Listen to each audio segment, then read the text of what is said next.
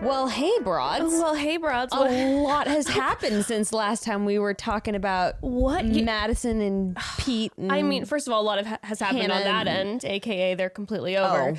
But a lot has, to be honest, the which, by the way, we'll talk about all that on Thursday's episode, because Thursday's when we're going to start recapping Love is Blind. Yes. And so we'll have a little reality TV moment for like 10 minutes unpacking everything that's happened in the wake of the Bachelor finale. We told you all that we were going to start immediately recapping Love is Blind on Tuesday. It's postponed to Thursday because considering a lot has changed. The state of the world and our country right now, we figured we needed to kind of take a pause and acknowledge what's going on. Yes. Yeah. And have a little conversation. I mean, I don't know. I guess we don't really know any more about coronavirus than any of you do. Probably a lot less, actually. But we want to talk about sort of headspace and, well, we're going to do that for like the first maybe 20 minutes or so, and then we're going to have fun. Yeah, we talked about it, and we want to really make sure that we acknowledge what's going on. So especially over the next few weeks when you're hearing all of us or us talking about reality TV and all this stuff, that we're not aware of what's going on, and we don't want to be disrespectful. But at the same time, we do want to use this space as a little light in the midst of a lot of craziness and darkness that's going on. So like you can see in the title, Craig is coming. He will be here soon. We are going to have fun. We're going to be silly. But first, we really wanted to touch on what's going on. And we actually have a guest who has been on before, who you all adored and loved. And it was so interesting because Becca had messaged me and was like, hey, Nurjahan, if you've heard our gun violence survivor episode, Nurjahan came on and she was incredible. And Becca suggested, hey, I think she should come on and maybe kind of speak some truth and peace to the broads. And then I say, Becca, I don't know if you saw this, but she has the corona. Nurjahan has been posting, and she and her family have corona. And so probably. But Nurjahan is here with us via Skype. Thank you so much for joining us. Thank you guys for having me. Honestly, I'm just excited to be interacting with other human beings outside of my house and my family. Well, and hopefully this podcast can continue to do that for people, because I know even literally yesterday, I was home for maybe 11 hours and I was like, Grayson, we've got to go for a walk. I'm losing my mind right now. And I think that everyone else is kind of feeling that way too. Like, we joke about how it's fun to get to stay home from work. But for one, it's a lot serious for other parts of the population, people who are low income or people who both parents work full-time jobs and their kids are now getting pulled out of school. And how are they going to handle that? People who are short of food, people hoarding formula, and now people can't find formula, people who have children who are immune compromised, elderly who are stuck in their homes. I mean, it's the immune compromised themselves. Yeah, it's so, there's so much more going on, and I can't remember. I kind of lost my train of thought. But I hope that we can, in this episode, make people feel a little bit less alone, because this is a time of isolation. Anyway, absolutely. The reason I wanted Nurjahan, the reason you first came to mind is because when we had our gun violence episode, you spoke specifically to anxiety surrounding going out in public places because of gun violence. And that gave me so much peace, and some of the techniques and just like practical tips of centering your headspace really helped me ground myself going out into the world and dealing with anxiety of being in places like concerts and movie theaters and all that sort of thing. And so you immediately came to mind with all of this anxiety that a lot of people are experiencing right now. So anyway, I'll stop talking and let you take the floor. Take the floor. Tell us how you're doing, Yeah, I will say there are so many things to say. I have so many things that I want to say and share, but I really do want to start with the fact that so many of us feel like our fear keeps us safe. And so we use that fear and anxiety to drive ourselves, and even stress to drive ourselves, to keep ourselves safe. The truth is, right now, fear, anxiety, stress, they're not healthy for a number of reasons, but the biggest reason being that it compromises our immune systems, right? So the very thing that we think is going to keep us safe is actually compromising us. So living in fear, in panic, in stress, in anxiety right now is not the best way to go, because we can eliminate all of those things and still take all the precautions that we need to take. I mean, I've been watching your stories, and I know that you guys are quarantining, and I think that that is huge. If you're healthy and you're taking action to quarantine right now, you're doing exactly that. You're not letting fear necessarily drive you, but you're taking the right steps that need to be taken right now, and we don't have tests going around, you know? And so there's no way to tell how many people have the coronavirus right now, COVID-19, because we're not testing everybody. My husband came home from a conference a couple of weeks ago and got very, very sick. And I tried to call in to get him tested once we started realizing that, oh, this coronavirus is a real thing, and it's actually in America right now. And he has all the symptoms, and he's been coughing for 2 weeks straight, you know, and had fever and all this stuff.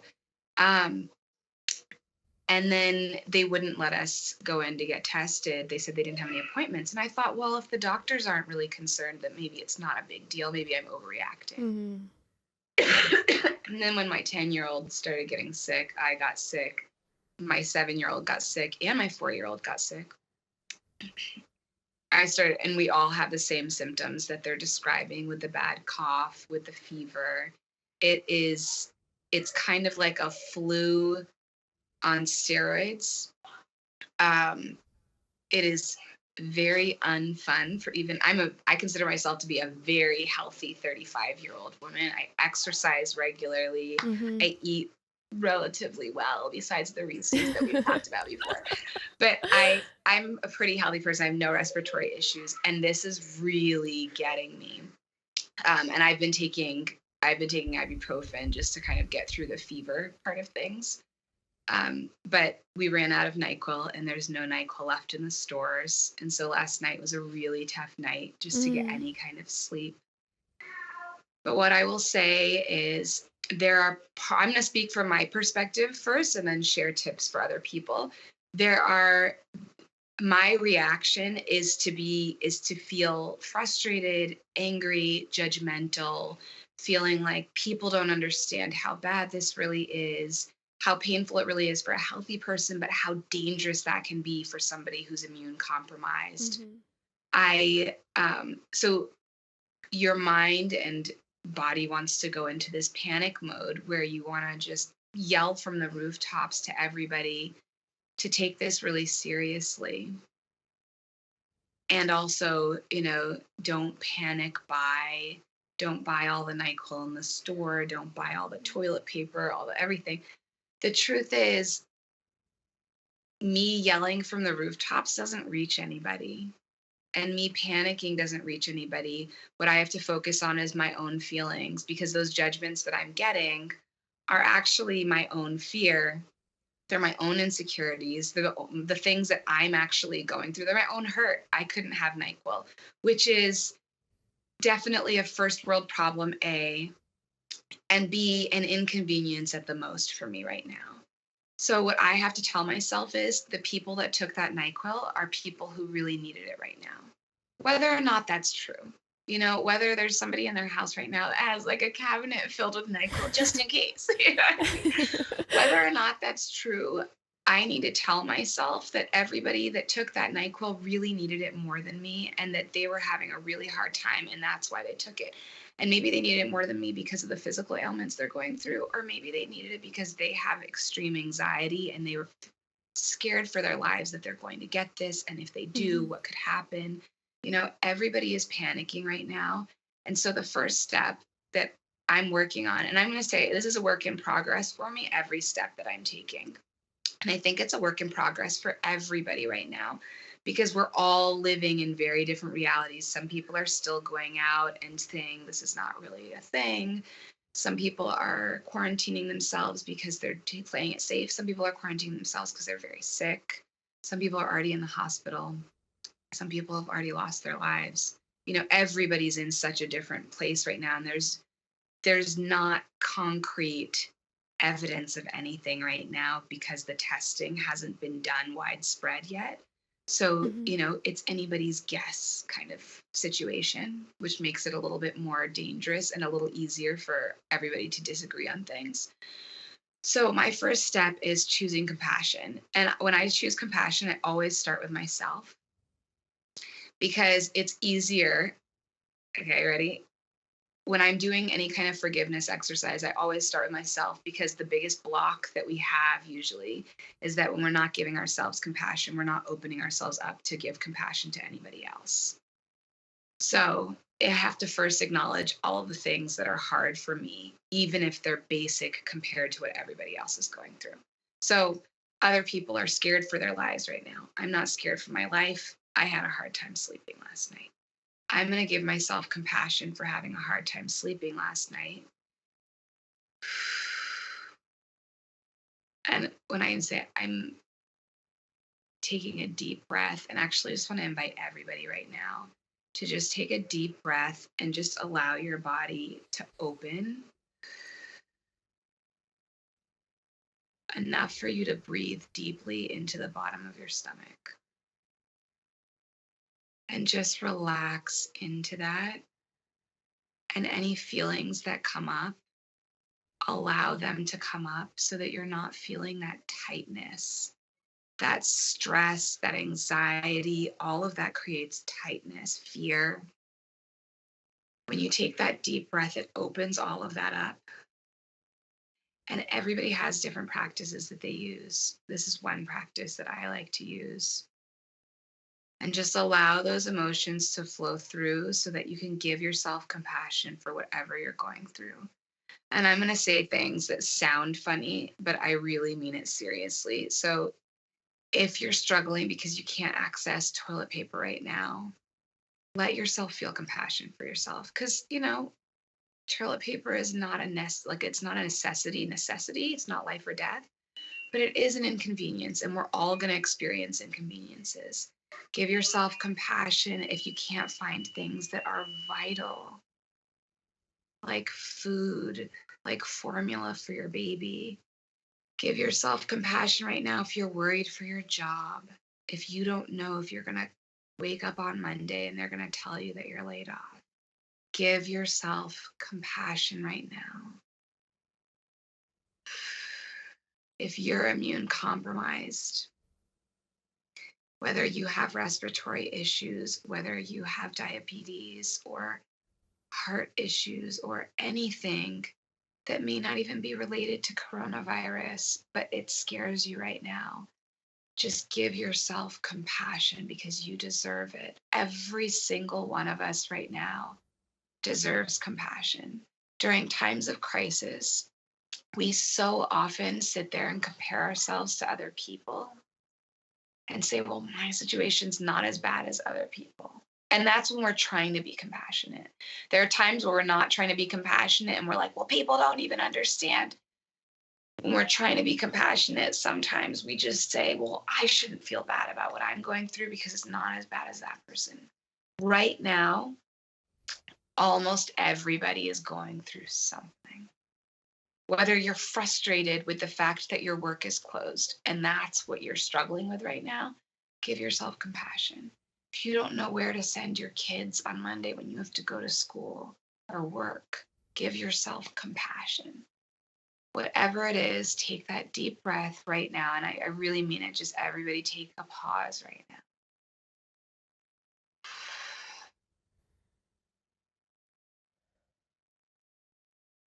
And then once you've given yourself that compassion, just take a second to hold other people in your heart and mind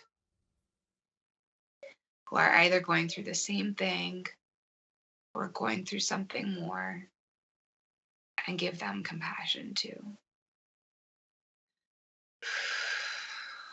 Once you start with yourself and you just give yourself that break that you need, whatever that looks like for you, then you're filling yourself and you're allowing yourself to spread light and love to other people.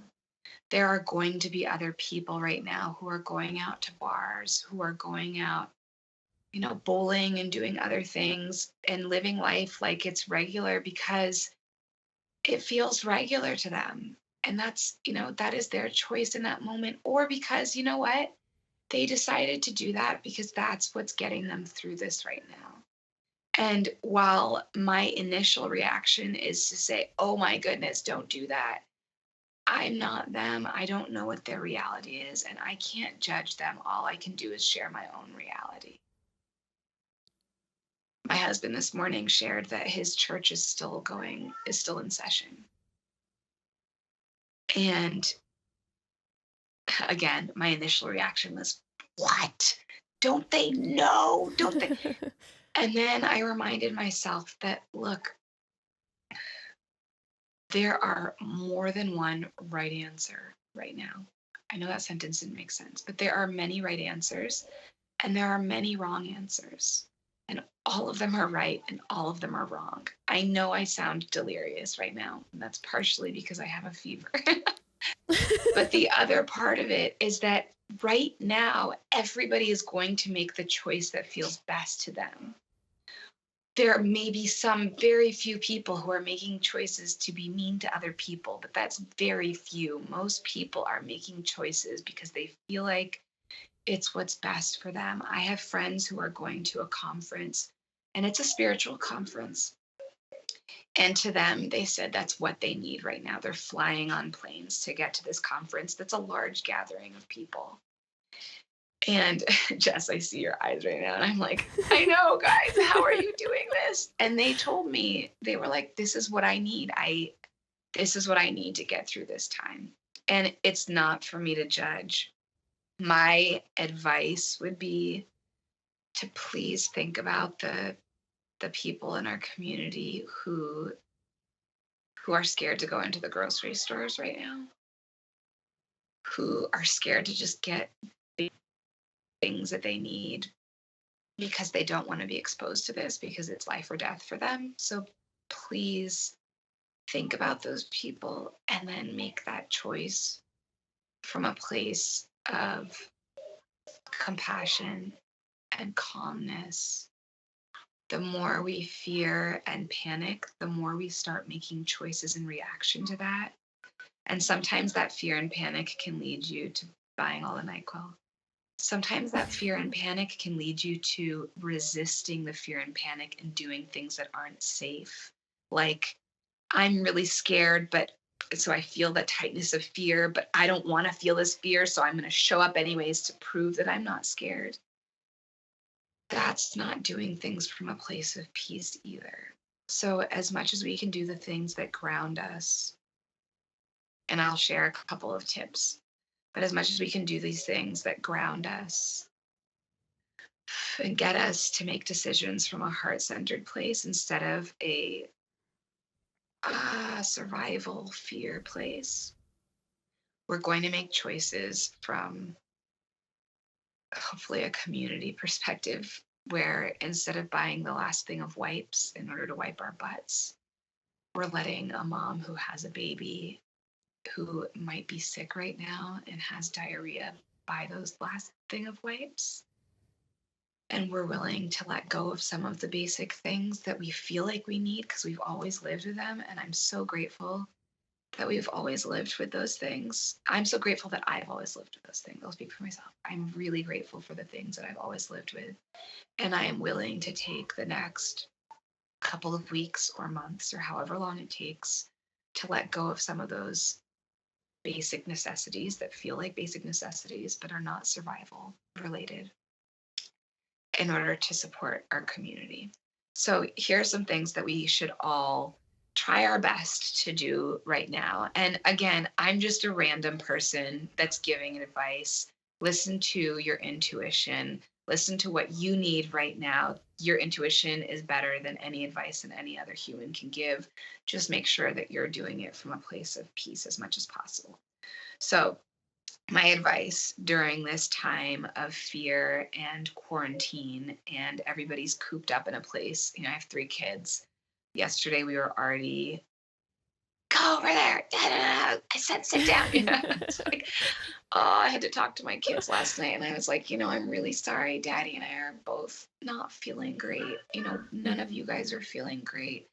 And we tend to get irritable when we're not feeling well. So one is communicate. Okay, if you need help, ask for help. Open up. There are people that are scared to say that they're sick right now. And I understand that, not from a personal perspective, but I understand it from a theoretical perspective. You need to go to work because you're a leader, but you're feeling a little under the weather. You want to communicate that you're feeling under the weather, but you also want to be there for the people that need you right now. As much as you can communicate and be the leader that you need everybody to follow, the best thing you can do as a leader right now is lead by example. If you want people to not show up when they're sick, don't show up when you're sick if you can. Okay? So really communicating and opening up if you need help. If you live by yourself, reach out and ask for help, even if it's just a shout out on social media saying, I don't have anybody who's there for me right now. If I could just have a phone call with somebody, whatever it is that you need. If you are well, but you're stuck in quarantine by yourself and you're having a hard time, please reach out for help. Right now, mental health is going to be a struggle for a lot of people. If you can join a book club that's virtual or create a book club that's virtual, connect with friends over Skype, have a happy hour where you guys are calling each other. We have technology right now. Thank goodness. What a beautiful blessing. So use that technology as much as possible to connect with other human beings and to open up when you're having a hard time, even if it's not anything related to the sickness. Just open up, connect as much as possible, because as much as you're feeling lonely and disconnected, other people are feeling the same. So that's one really, really fundamental and important thing. Another thing is, if you can find a way to get outside and get your feet on the ground, you don't have to connect with other people. If you're feeling sick, you can wave to people from afar. I know it's hard when people are in cities.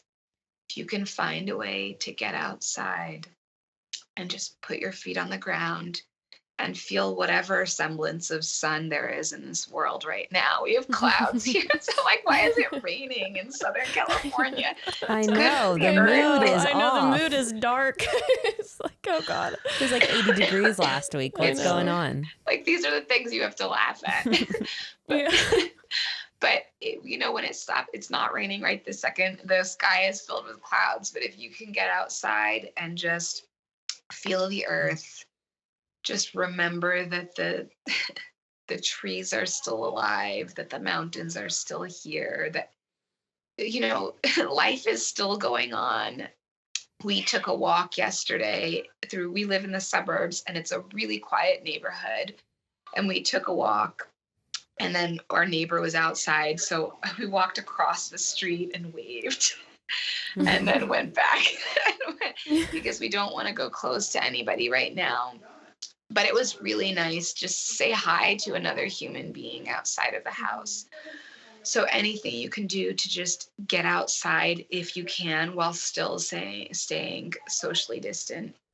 The other thing is, when we're trapped inside of the house, a lot of times it's interesting, but we forget to practice self-care.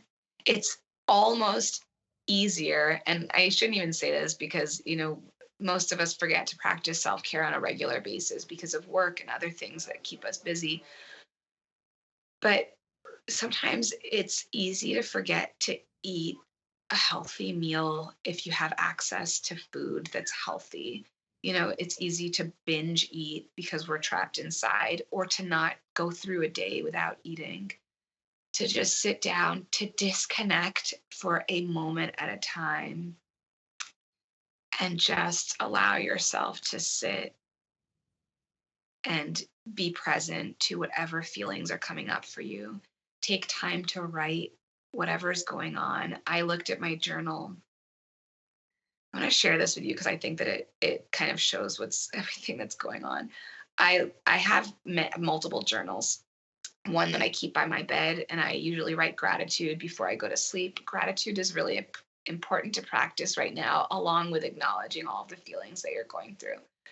I hadn't done it. I opened up my journal on Friday, and I was like, oh my goodness, I haven't written in this since Monday. I didn't realize I just hadn't been practicing the normal things that I practice because everything's been so abnormal.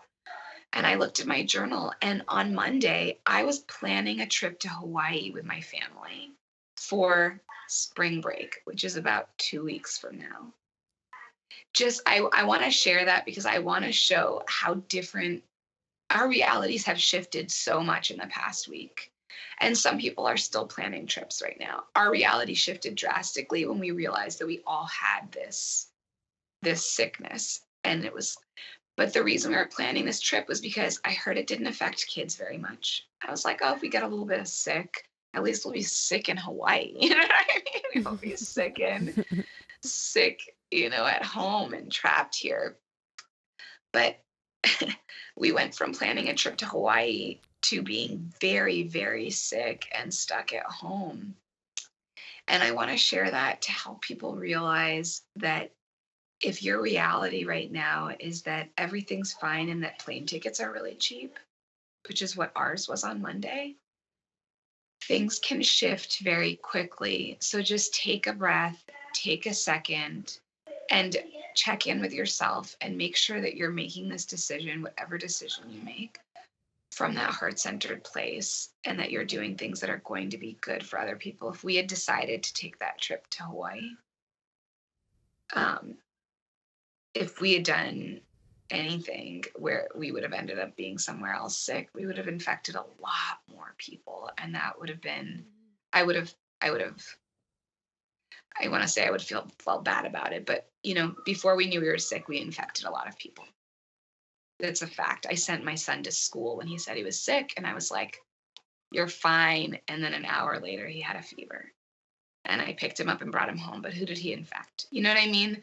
So, but it's important right now for us to just do the best that we can and let go of any guilt for the decisions that we made before we knew better, but do our best to know better as much as possible right now that it's going around, and hope that we have tests available soon.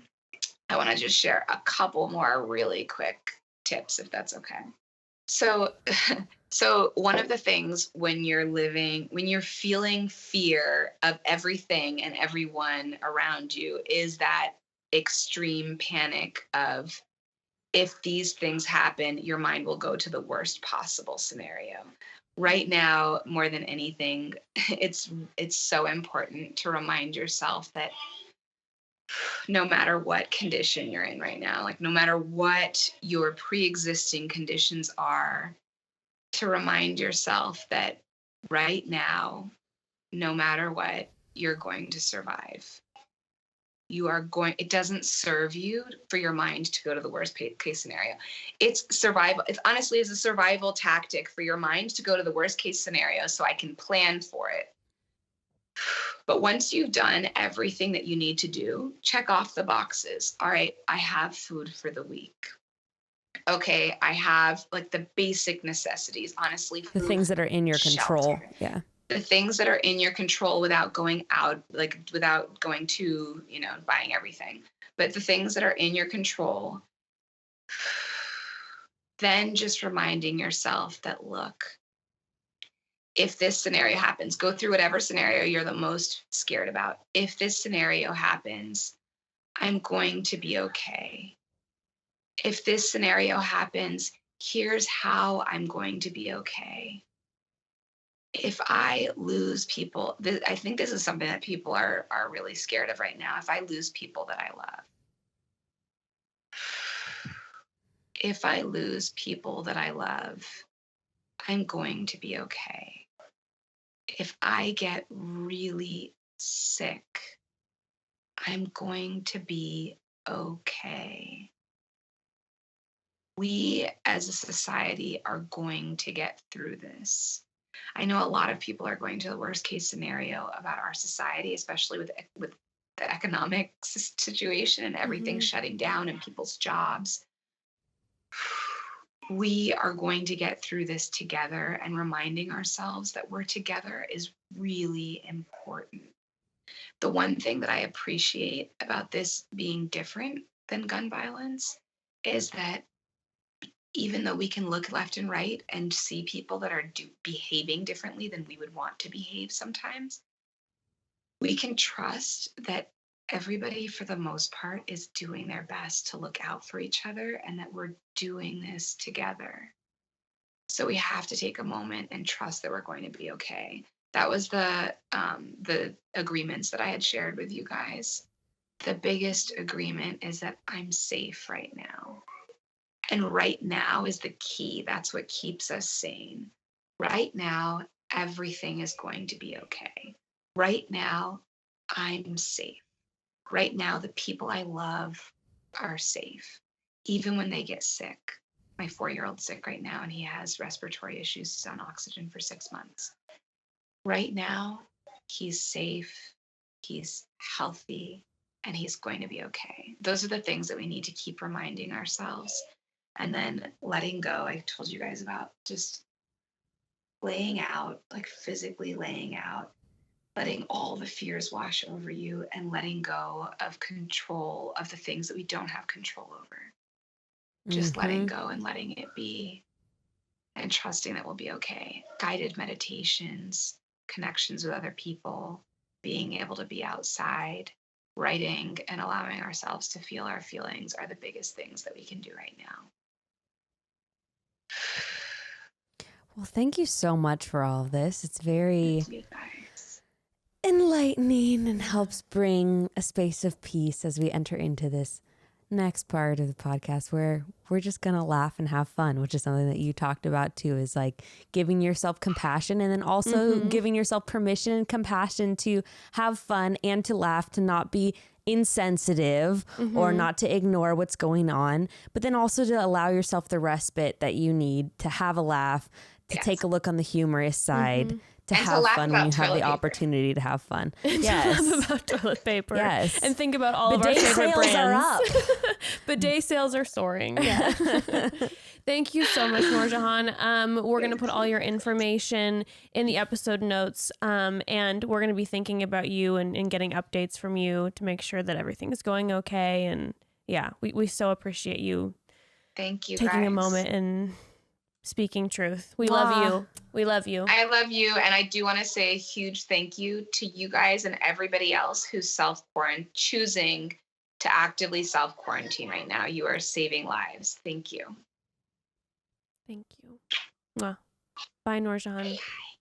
Well, I'm so grateful that we had Nurjahan before hopping into this, because, you know what, broads, like Becca said, now we're going to just laugh it off, okay? With one of our favorites, Craig Conant. And I'm so happy he's back. And before Craig comes in, let's talk. So we were talking about social distancing right now, right? And a lot of people who listen to this podcast are younger, but like Nurjahan was saying, it is so important for us to do this to make sure that we're protecting are elderly, immune compromised, or at-risk people at all. So that means probably not going to your local gym for the time being, where people are sweating and touching everything. So how are you going to get your workout on? And also, you're stuck inside all day. It's super important to get your blood pumping and moving, not just for your body, but also for your mind too, which is why I'm so grateful for OpenFit. Yes, OpenFit is like the perfect thing. It is so right perfect right now. It's a convenient new fitness streaming service that allows you to work out from the comfort of your living room in as little as 10 minutes a day. And there's 350 new live workouts every week. So there's an option for everyone,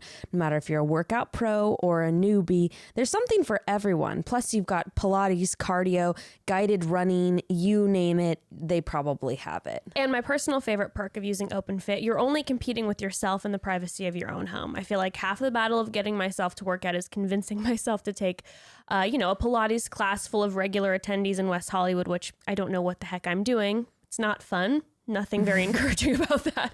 But working out on my own at my own pace in my own space, I'm way more likely to stick to the plan, and also no money wasted on classes that you've missed if you buy a class package or something. OpenFit's always there. Yes, that's true. Guided running. I haven't checked It's out that really one cool. yet. But that's another thing. You could get outside and do a guided run if you're in the mood. OpenFit has changed the way we work out, and you can text our code CHATTY to 505050. That's 505050, and you can join us on a fitness journey personalized just for you.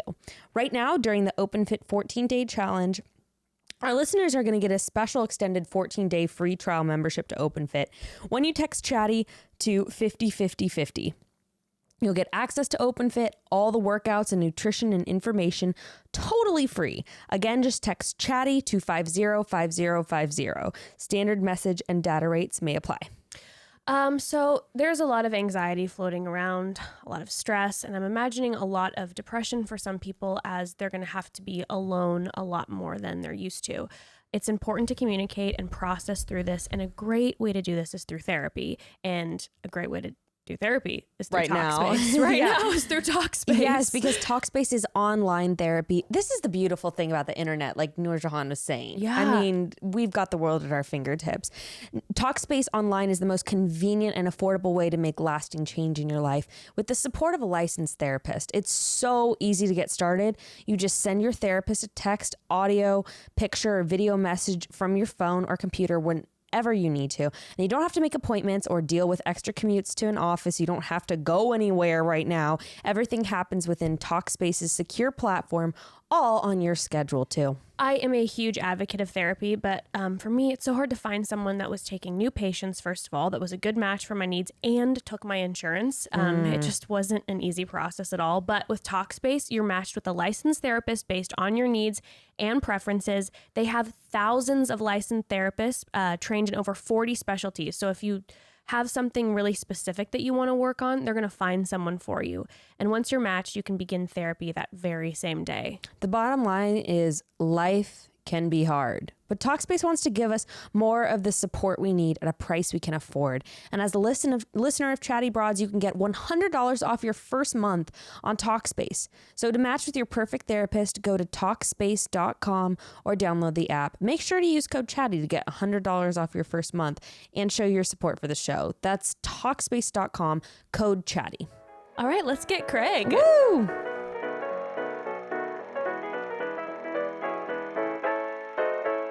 You gotta get a side bitch. You gotta get a side See, bitch. I know Grayson handles all his shit, but then we're not married to each other, so then there's no incentive for him to take care of it. Oh gosh, Nice. no. See, you What a gotta. sweetheart. You need to find yourself a side piece who's also an accountant. No, I just need him to get married. That way he cares about how our finances are filed. Because right Yeah. now he's like, you're on your own, sweetie. Marriage is overrated, Except for the taxes. except for the taxes.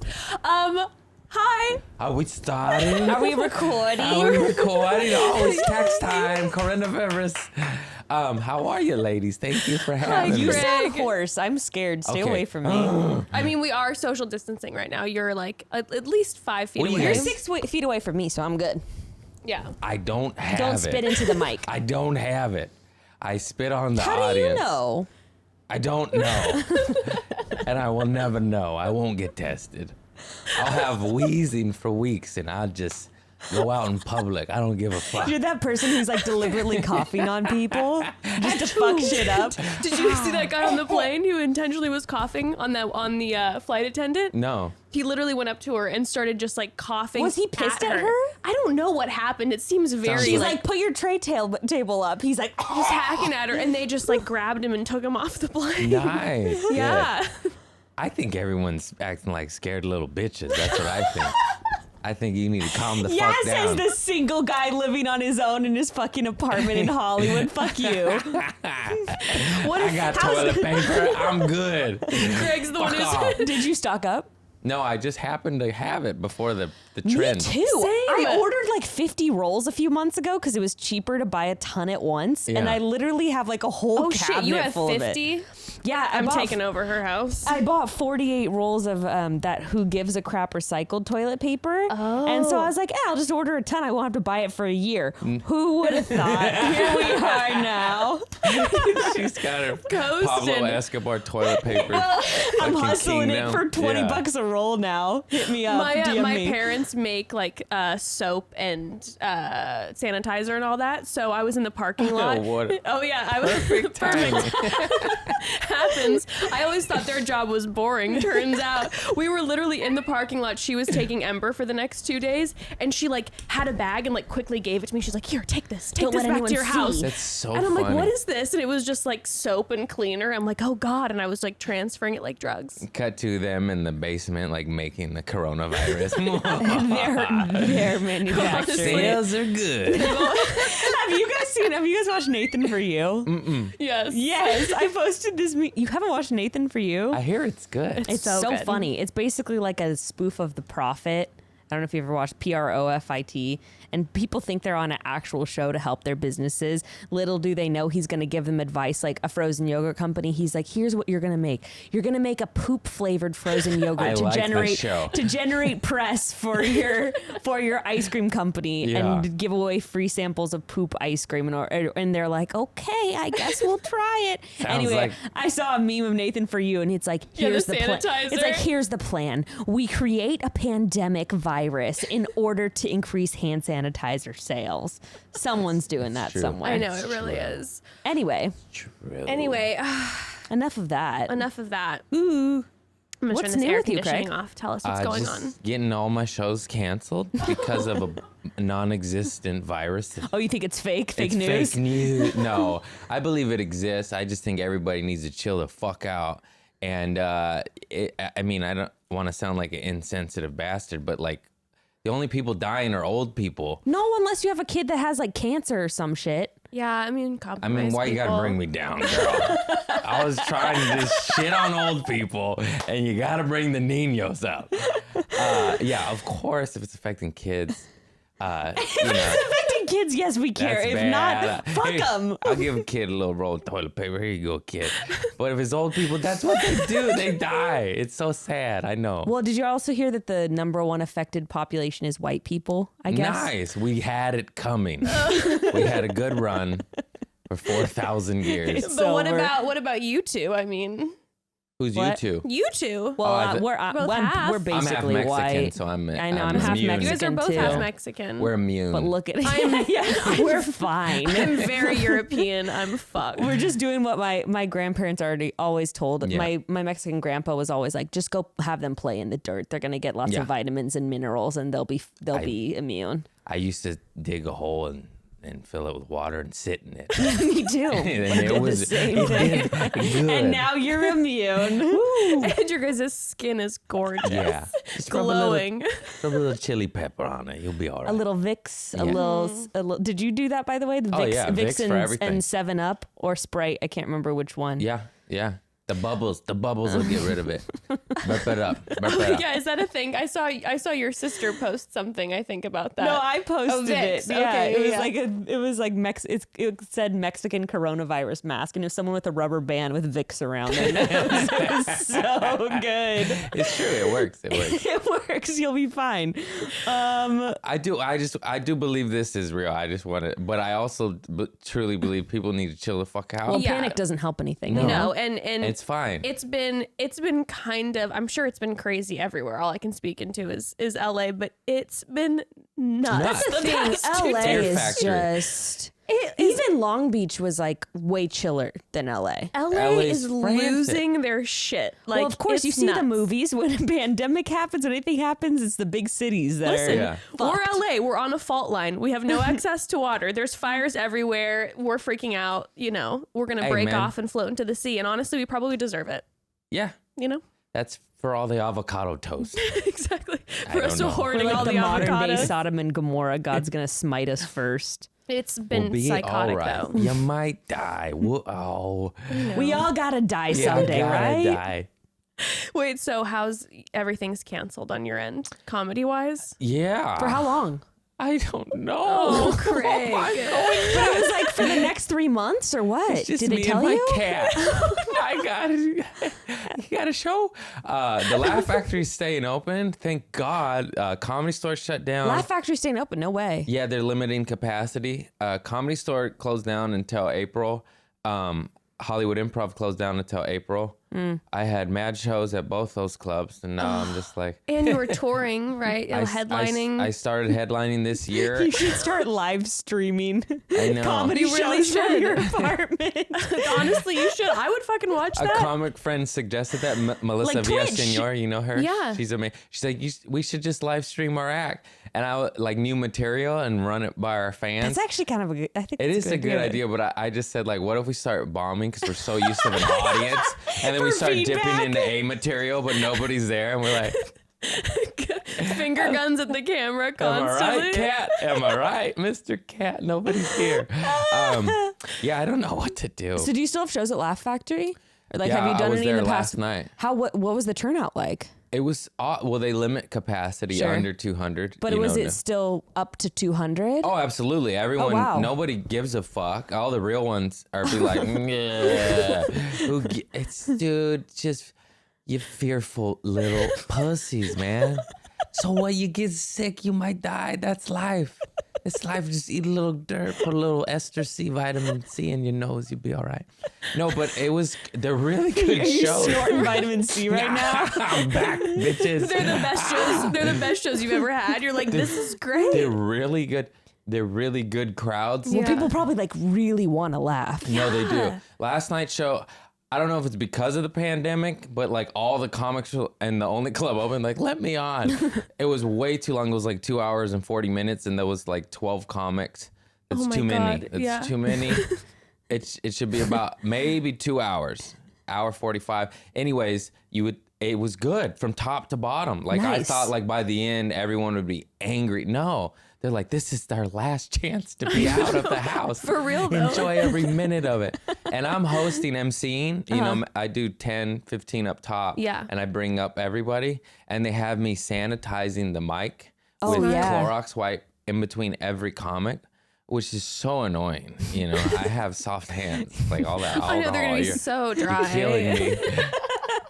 But I accidentally was sanitizing it. I posted a video. I don't know if you saw, oh but god, my it was hair so funny. flew in my mouth. And I went to spit it out and went, "Pfft," and I spit on the audience, and they all went, "Ah!" And I went, whoopsie, sorry guys. And thank God it was caught on film. And then, so I did that Thursday night. I spit on the fearful audience. Sure. And then last night, I was wiping it down, and the Clorox wipe splashed my face. And I went, "Pfft," and I spit on them again. And I was like, oh my God. I was like, I'm so sorry. 2 nights in a row, I spit on the audience during the most fearful time. The bros are like thinking about going to a show, but now it's like, Craig spits now, so I was like, why are you having me host? it's too much. Anyways, Oh my god. funny thing about a fearful pandemic audience. No, for real though. I'm like, the idea of not touching your face. I know, by the way, in the comments in the YouTube, they're gonna be like, "You guys keep touching your face. Oh I my can't not touch God. my face. It's- I can't do it. I really am trying my best. Mine is sitting here with you two. I'm socially distancing. I'm staying in my Now- house. I'm quarantining. I want to remind I'm people touching too. myself. If you're not you've got your Starbucks. What? You're like, They have it I'm there. staying in my house. I'm quarantining. Oh no, this was DoorDash. There we go. Budding. Hey, I'm how- nervous Even though about those people. Who knows how everyone was touching Yeah, the it. car is real clean. You know? Every The guy's DoorDash. in his car just. You guys, I need my elixir. I can only Right go on her for fucking so lid. long. He just sneezed on your lid. No, I was gonna say practically for real. If you're not wiping down your phone with like alcohol wipes or something Yeah. every time after you wash your hands, it's kaput. There's no Yeah. point. The Your phone's phone, way worse. Your The keys. remote, keys, steering wheel. I've cleaned none of them. I've been doing my phone pretty good. When I think of it, I'm like, okay, Yeah, Clorox wipe. I just lick it and I rub it on my thigh. You know what? You should start doing a shtick on when you're hosting. You should like have tissues and like cough into one and then just like toss it into the audience casually. I already spit on them. They've been through enough. One of the comics did cough as a joke, and it got real weird, and he just started laughing. Dead silence. And they were like, They're like, too much. and he was like, no, I'm fucking with y'all. It was so funny. There's this video of a guy being interviewed who came off the quarantine cruise ship. Have you seen this interview on YouTube? Well, they're interviewing him, and like throughout the interview, he's like, I tested negative, and he's literally like taking breaks to cough, and then he takes his daughter's water bottle, drinks it, hands it back to his daughter, and just keeps doing the interview. It's like pure comedy. Who cares? I'm sorry. Am I having the wrong attitude? Who cares, guys? Who cares? I mean, this is the unpopular attitude, so might as well go for it, you know? Yeah. Just sell it, roll You're with feeding it. into the fear. Go rub a little dirt on your nutsack. You'll be all right. What You should happens if do Mr. it. Cat gets it? I'll get it too. I don't give a fuck. It's me and my cat. You Me and my cat. We're already locked in our house anyways. I can tell by the scratches on your hand that Mr. Cat is not handling quarantine very well. He's not handling it so well. Stay in, cat. No more alley. No more alley cat ways. Yeah. Oh no. You should do an IGTV on how you're preparing for Corona. Yeah, That would be good. Mm-hmm. I haven't changed anything. Well, we've got some questions for you to we answer. figured. Well, they're just like general Are they for us? questions. They're for all of us, Okay. right? Okay. So we just put it out there. I'm like, listen, not going to tell you who the guest is. Everyone guessed because they were just hopeful. So Yes. whatever, the surprise is gone. Sad. All right, before we hop into the questions, we do have to do a quick little breaky poo, if I can find it.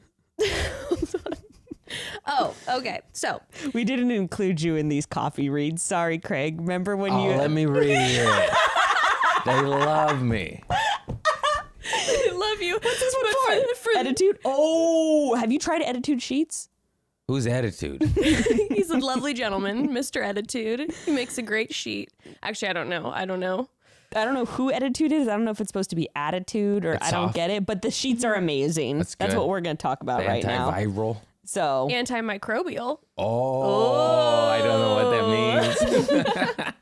Well, let's tell you. So in case you're cutting up your old bed sheets to use as toilet paper now, you're going to need true. some. You need some new see? sheets. Yeah. Marketing. See, there's all different ways that you can get toilet paper. Just, you don't want your gross old sheets. You want some new order sheets. new ones from Attitude. Yeah. Okay. But Broads, really, how did you sleep last night? Personally, Corona hysteria is making my sleeping peacefully nearly impossible. And I swear I was awake at least 1 hour. I was up all night. That's the point. Thank you very much, anxiety. But I was so happy to get back to my own bed with my Attitude sheets because I was at my mom's place and I was not able to sleep well. Scratchy, whatever, With her weird Egyptian cotton, cotton sheets. Well, I have literally never slept better than I do now that I have my Attitude sheets on my bed at home. They're like a cloud. They're so soft. It makes my old sheets feel like we were sleeping on a pile of sandpaper. Plus, they're organic bamboo, which is the most sustainable type of bedding on the market. And right now, a lot of us are probably going to be spending a lot of time in bed getting the sleep that's important for your immune system and to help stay healthy. So why not sleep on the sheets and bedding that are temperature regulated through the organic cotton bamboo, aka you won't get too hot or too cold and you'll have the best sleep of your life. There's enough crazy stuff happening in the world right now. A good night's sleep is the last thing anyone should be worrying about. And why not try Attitude? There's a 20-day risk-free trial. So if you try them out and you aren't 100% satisfied, you can return your sheets for a full refund. Although trust me, I don't see that happening. Everyone in my family has them because that's the gift that I give to my loved ones now. And every single member of my family was like, I don't even know how I slept before. They really are breathable because I had different sheets on from another brand and I get pregnancy sweats. And I don't have that with Attitude. Nope. It's great. So they're soft as silk also, breathable as linen, but at the price of cotton, and you're going to love them. Right now, our listeners will get 20% off their sheet set and free shipping. Just text CHAT to 64,000. That's the only way to get 20% off your set of Attitude sheets and free shipping. You got to text CHAT to 64,000. That's CHAT to 64000. Wow, that raid was all over the place. Sorry, Attitude. You needed me. Yeah, I tried to help. You done fucked up. She said briefable. Do you sweat at night? Are you a night sweater? No, but Mr. Cat does. He's so hairy. Do you guys sleep? Do you spoon? I try. He always runs from me. Scratches you. He runs.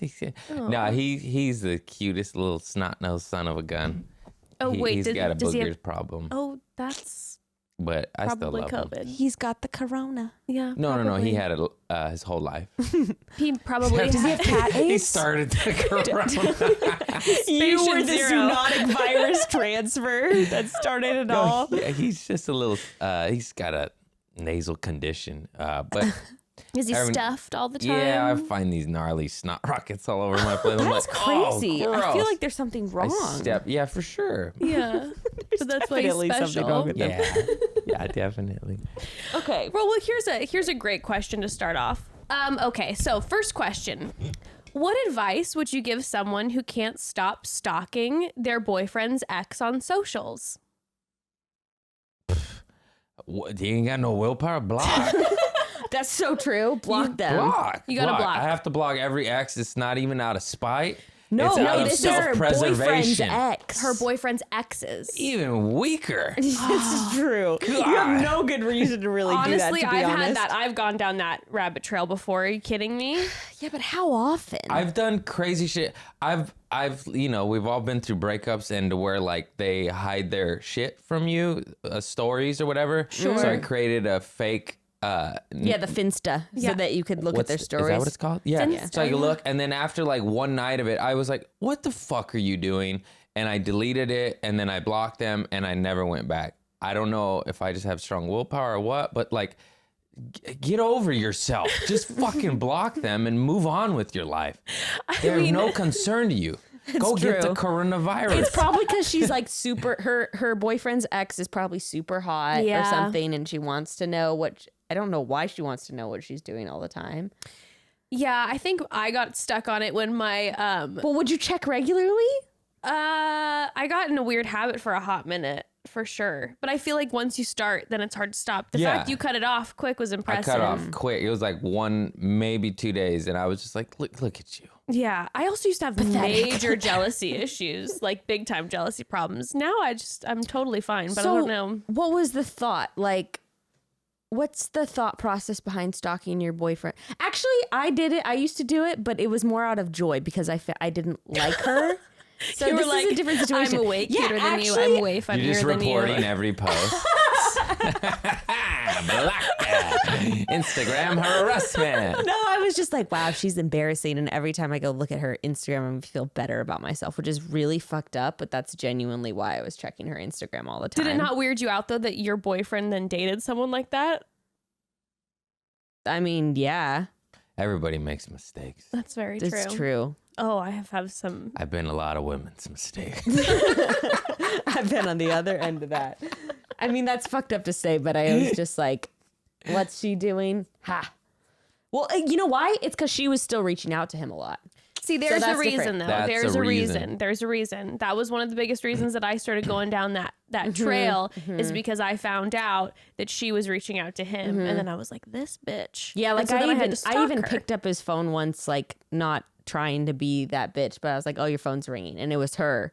She was just like, who is this? Oh no. Yeah. I was like, it's Becca. It's the new, you're the old, go away. I'm the new woman.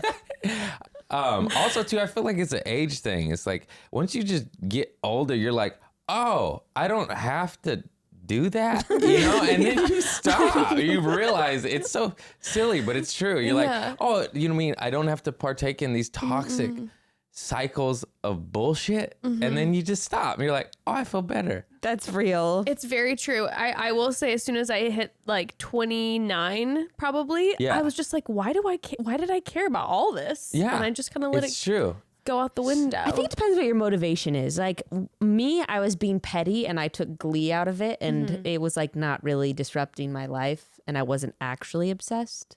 So I let it slide. But you know, maybe if you're feeling insecure and you keep checking, to see what she's up, and every time you're comparing yourself to her when she posts and stuff like that. She was perfect. She was perfect. I couldn't help it. That's no way to live. You can't do that. You'll just go nuts. Yeah, block. Yeah, block. Block it. Block Blocker. it. You have more time. You go dig in the dirt and play a little bit. Yeah. Yeah, block the exes, and then you won't even be tempted. All right, next question. How do you guys feel about porn? My boyfriend watches it a lot, despite us having a How do you bomb feel sex about porn? life. I like it. What's the question? I kind of stopped. I think it's bad for you. Yeah. I've of course watched way too much of it for most of my entire life. Sure. Before I truly, because I realized it's like, this shit's garbage. And then, but I like the good porn. I like the amateur, like real relationships. It's nice. More the romantic So, stuff. that Or was- glory hole confessions. It's like one extreme to the other.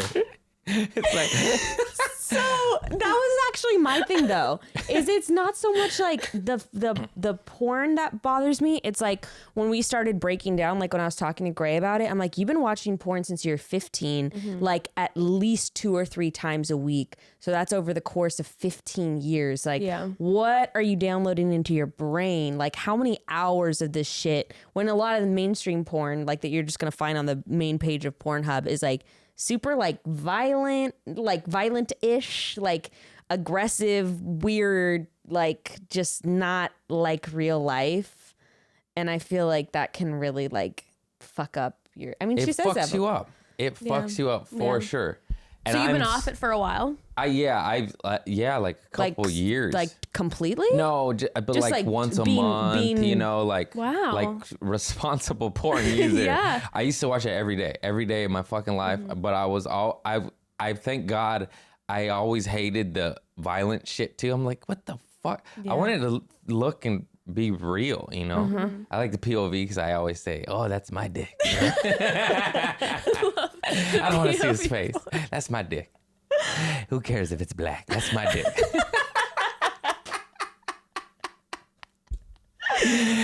Who cares if it's a foot long? That's my dick. No, but yeah, that shit is unhealthy. Like once a month though. That's like a Yeah. lot of self-control. I would dip into the dark shit though too, but it was always like when I was feeling bad or dark, like, ooh, I feel gross about myself.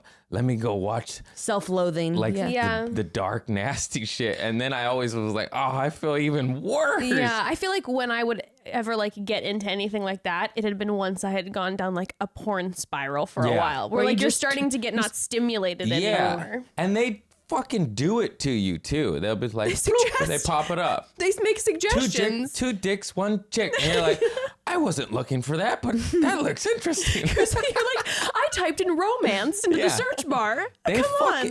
they do, dude. It's like I was just looking for good one-on-one. And Yeah. now, what the fuck am I watching? But she's saying, you know, they have a bomb sex life, so she doesn't like know how to feel. And I feel like How often is you watching porn? That's my that's question. a huge, she says a lot.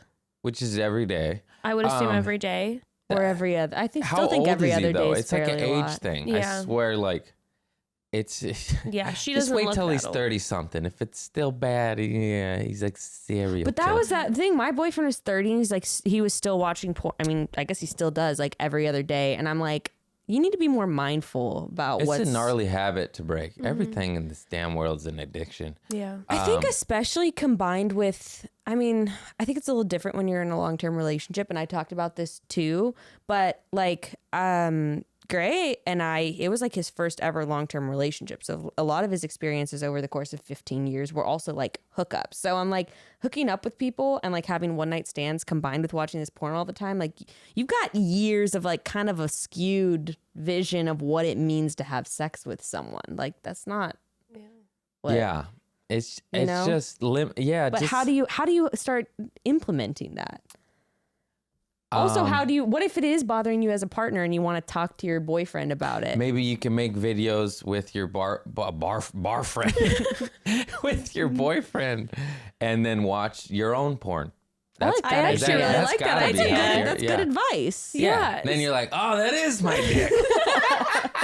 So he doesn't have to go full cold turkey. It's not black anymore. What happened? I actually think that's pretty good advice. advice. Yeah, there you go. That There is you go. really good But advice. how did you start cutting back from like watching porn every day? I don't really know. It just was a conscious decision. I was like, dude, I think it just came into play. Like, you've been watching porn every day for 20 years. Like, this is not good. And you never feel good afterwards. Yeah. And I think it was back to the age thing. I think I just grew up and was like, get over this shit, man. Yeah. It's not good for you. There's been studies. It's just like, especially the way it is, it's just so, you know, it is violent. And It's everything's about balance anyways. So as soon as you start doing anything regularly, regularly, it's probably problematic unless it's a healthy habit. And even that can get bad sometimes if you become too obsessed with it. True. Or candy. True. Like you and I both have that problem. We're both addicted to candy. What are you talking about? There's not sweet tarts in my pocket right now. Honestly, There were sweet tarts on that table last time I came in. Oh, I love literally sweet tarts. honestly, The blue ones. when They are when I found out about the quarantine and everyone's like getting all the toilet paper, I went to the store and I was like, I need to stock up on you're candy. hoarding the White Claws and the fucking Skittles. I'm like Pinot Gris, Chardonnay, and like Hershey's Kit Kats, The alcohol section was stocked. which is Did you surprising notice to that? me. Yeah. I thought more people would be like, time to get beer for the apocalypse. Sugar. Oh, they will. They'll figure it out. I'll make Pruno. You guys don't even know what Pruno is? No. It's homemade wine in prison. You Oh, guys don't yeah. go to jail often? You know, sorry to say I don't have much experience No, it's okay. It's a good thing. with wine Is behind it bars. delicious? No, it's terrible. I don't know. You I mean never like- went to jail long enough to make Pruno, but Wait, what do you mean? You? Oh yeah, you had it like No, an I just- overnighter. it's called Pruno. It's It's made out of homemade. prune juice. No, they just make like anything. It's just fermented fruit. They'll just do ketchup packets. But I knew friends that were institutionalized that would get out and still make it. And they'd be like, I'm making Pruno. I'm like, dude, there's the liquor store. It's become a hobby. They're like, I'm starting to micro brew in my bathtub. I'm like, I don't want this. You're the, I'll get the carnivorous. Well, isn't that how people make Moonshine. sangria? Sangria. No, sangria, they just add Wine cut up to fruit fruit. to Yeah. wine. And Yeah. sometimes they throw in some Coca-Cola, the Spanish way. That's the poor man's Oh, sangria. it's so good. I would add a little vodka. Actually, Spain, isn't it squirt? Yeah, maybe. They add squirt. And then I think maybe in some other European countries. Never they into add. sangria. Like, Really? Headache. Yeah. Sweet wine. No, Cheap- thank cheap you. Sweet Cheap berry wine wine. too, usually, because they're like emptying a whole thing of Franzia into. Sangria is Yeah. my shit. Anyways. Actually, no, poor man's sangria is red wine and Coke. Yeah, that's what I was talking about. Hell, That's that's what, good. that's what I was talking about. Red wine and Coke. That's like the best. That's so delicious. gross. It's really good. It's really good. It's like the perfect movie theater drink if you're like in high school or college. wine and Coca-Cola. Red wine and It's Coca-Cola. good. All right. Don't knock it till you. No, I well, can't you try don't it. try it. I don't think I'll ever drink again, but Good I for might you. smoke weed. Yeah. Yeah. When do you think? Like when you become a dad? You got some? No. You're just like, Yeah, just 'cause, like weed saved my life from the narcotic bullshit and alcohol, you know, and I just Do you have issues going down a rabbit hole if you start smoking yeah, weed? that's Do you why think? yeah. for sure. I'll just Have you had any since getting I mean sober? CBD, but no, not I have not smoked weed. Okay. CBDBs, they're nice. What if you get to the point where you start smoking weed again? When, like, what do you think will make that happen? I Like, think when I'll would just- you start smoking weed again? I'll reach a point in my career and life where I'll be like, oh, it's okay now. Like I have a house and a family and money, you know. Until then, I'm like, you don't need to be, because I was smoking like Cheech and Chong, dude. It's like Yeah. I got a cat in no kitchen. I can't. I gotta It get sounds some like you have better stuff. self-control though now. Not Yeah. saying you should start now or Yeah. anything, not encouraging it, but I am a different human being now, but it's just like it's a wet and slippery slope, as they say. It's like I always tell my friends, like I want to be Snoop Dogg before I could chief like him again. You know what I mean? Because I will. Yeah. have you I ever will. seen? Have you seen that they now sell at dispensaries CBD joints? Yeah, I is haven't kinda had fun. it Oh, yet. that's I'm cool. so tempted to try it, but I'm also like scared. I'm But like, would that all? But that might spark wanting to actually. But- Well, yeah, we actually we tried a couple this past summer, and it's nice because Yeah, you my feel like comic- you're smoking weed. my comic buddy, he's sober like 14 years, like a lot of years. And he said, no, dude, he's like, I tried it. It's the best. He's like, you just get so relaxed, but you're not high. And you're just like, and then it's like the And it's still ritual a nice of social, it. You know, you yes. feel like you're doing it. It's like Nair beer, even though I've never partaked in non-alcoholic beer. But like I get it, the people that need to do that still. I feel that way with like having nice mocktails while I'm pregnant. Yeah. Like if someone could give me like a really good mocktail where they're like, we're gonna add a little bit of this like whatever elixir with a shot of ginger and a little bit of this spice. Like it's kind of a fun like cocktail experience. No, mocktails saved me because in the very beginning, all I did was go to the bars. Yeah. And then, you know, in the beginning, you're like, I don't know what to do now. And you don't want to be the weirdo just drinking water. Yeah. So I would get mocktails and they just say, you're just like, yeah, I have one. I'm chugging mocktails. And you end up drinking more because you're just nervous. Like, And the sugar high is like out of control because all the mocktails are like so sweet. You're just like 14 mocktails later, $140 day. We're like, what the fuck? I'm not even drunk. They saved me though. They did. They're really good. I used to smoke cigarettes and I went down a wormhole for numerous years where I was smoking quite a bit. And then after would you get the little bubblegum cigarettes with the powder? Remember that? Oh yeah. I just started chewing. Didn't they have like a little bubble gum that you could blow? Yeah. Oh, I like love so those it'd have things. a little powder. Yeah. But I learned that it was just the ritual of it. Like I wasn't addicted to nicotine because I probably was, but I was able to stop like cold turkey, no problem. I think it was just the habit of it. And so then I started using those, like they had these like essential oil kind of like they didn't have anything in them except like essential herbal oils. cigarettes. Yeah, but there was just nothing. It was like an electric cig, but it was just essential oil in it. And then I was like, oh. And then I did that, and then I was able to fully stop everything. You're like, oh, now I have the wet lung, but I've quit smoking. Now my lungs collapsed. I only have one. They say smoking B12. They have B12s. Shut the fuck up. Really? Yeah, they say you actually absorb it the best that way. Speaking of which, I didn't take my B12 today, and I anything. brought it. That's the thing, but it was the habit. It was I liked going outside and having a conversation with someone and smoking a cigarette. It was See, I brought it my was the B12. habit. It's the ritual of it. Yeah, I used to keep a pack. This is so gross.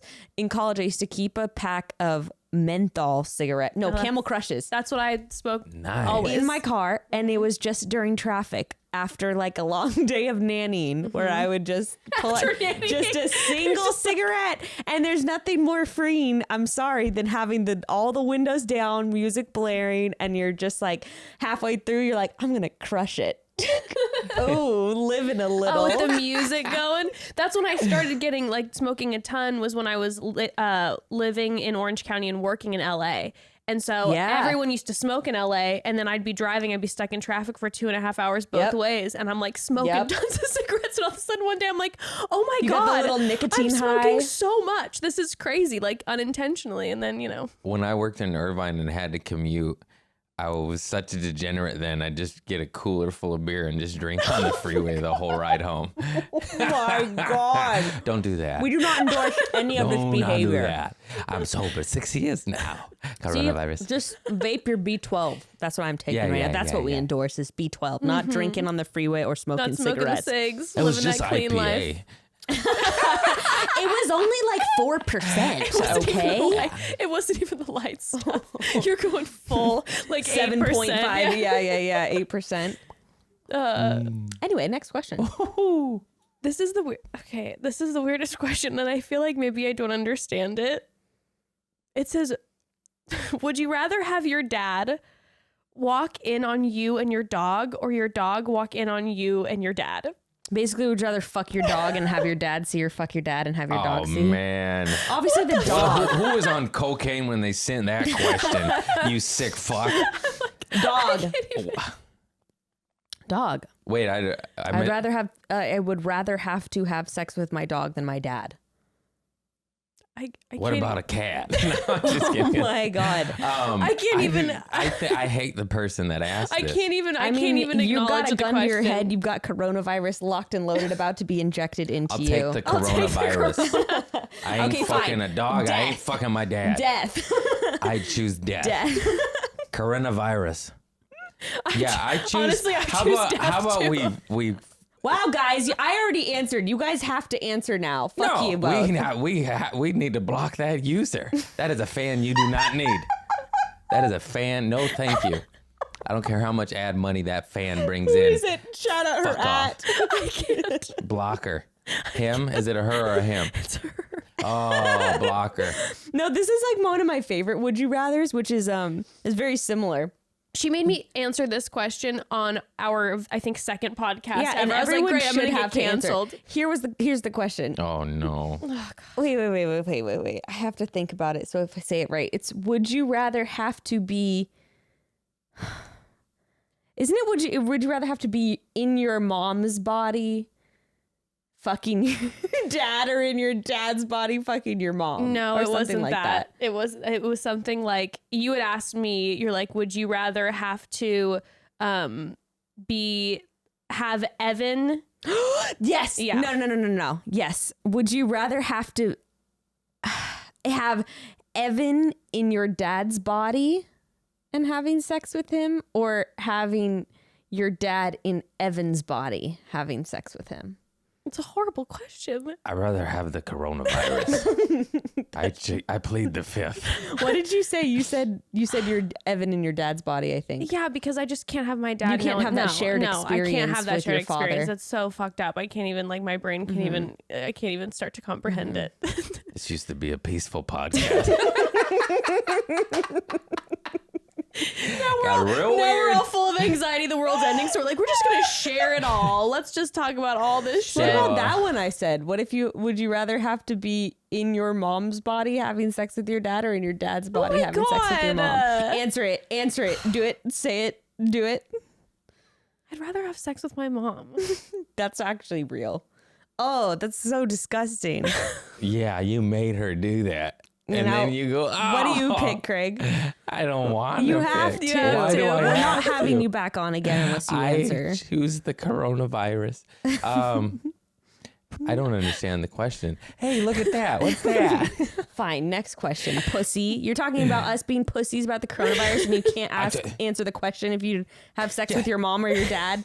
Well, obviously, Come on, pussy. my mom, she's got a bigger booty. You made me do it. Now I look like a monster. You're going to only edit that clip. That's what we're gonna put up on the It just is Instagram. me. Oh, fuck my mom. She got a big ass. What? That's not out of That's out of context. That's not how this works. Craig is canceled. Oh my god.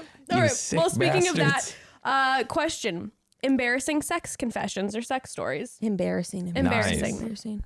I'll do one. This isn't quite like during Nothing sex. embarrassing has ever happened to me. My while sex I'm life has having been 100% perfect always. So next, no, this isn't actually like in the middle of sex, but this was embarrassing, and I. sex. Okay. Tell. So there was this guy who wanted to hook up with me, and I was refusing. And this was in a young point in my life when I didn't know just like how to be like, hey, block your number. Leave me alone. I felt bad because we had been friends and it was just this weird thing. So then all of a sudden he's like, I'm in love with you. And I'm like, no. Was this that guy? No, but it was around that I same was time. going to say, I was on that episode. Everything comes It's around. that college courtyard date. Yes. I remember the How did you pain. forget it? That was horrible. So traumatizing. Well, this Jess is has the best and the worst college stories I've literally ever heard between This Karen one's- and the courtyard. This date. one's really bad. Okay, okay. So this was a guy who every story starts out, he was in love with me and I didn't like him. No, but There's a lot of creepers out there. there's a lot of creepers out there, and he was confessing his love, and we were in a text exchange back and forth. And I was like, you need to stop. I need you to stop showing up outside of my door. Like, Oh my God. he found out once that I was at my mom and dad's house, and he drove to the house, like parked outside. I'm sorry. Is this an episode of You? It felt like it sometimes. Problem came in was he kept texting me. I'm telling him, you need to stop. I was simultaneously texting Evan, who him and I were flirting again. Okay. So mid flirt, I'm like, you know what? I'm gonna send a nude. We're flirting. I send it to the wrong person. Oh. So of course. I literally am telling him, you need to back off. I can't do this, whatever. And then he's like, okay. And then bing, he gets a nude from me. Like the most confusing. So you're telling me there's a chance. I bet. Jess, whenever you tell one of these stories, I was like, I am scared for your safety. How did he react after that? What did he say back? What did you say? Did you say like, whoops, that was for someone else? Did you pull that? Funny thing was, he was outside my door already. He busted in with his penis out. He was underneath my bed already. He was just like, Hey. No, he literally texted back. I'll never forget. He texted back in all caps. Oh my God. Like, so, he was so happy. He thought it was going to work. And I texted him back right away. I was like, I'm really sorry. I'm not trying to fucking like, well, it's like, I was trying to send that to my gynecologist. This is for my gynecologist. You know what you said to him? You were like, that wasn't for you. He was like, yeah, right. Exactly. I know. And that's what I knew it was going to be like. Oh, he's like, this tease. She's telling me no. And then she's sending me nudes. And I'm like, oh my God. So I told him right away. I said, no, that's not for you. This was for, and I told him, I'm like, this is for Evan, because he knew that I was talking to Evan again. I was like, it's for Evan. That's the best way to handle I'm like, it. I didn't know. And so I'm like, you need to delete this right away. And he's like, okay.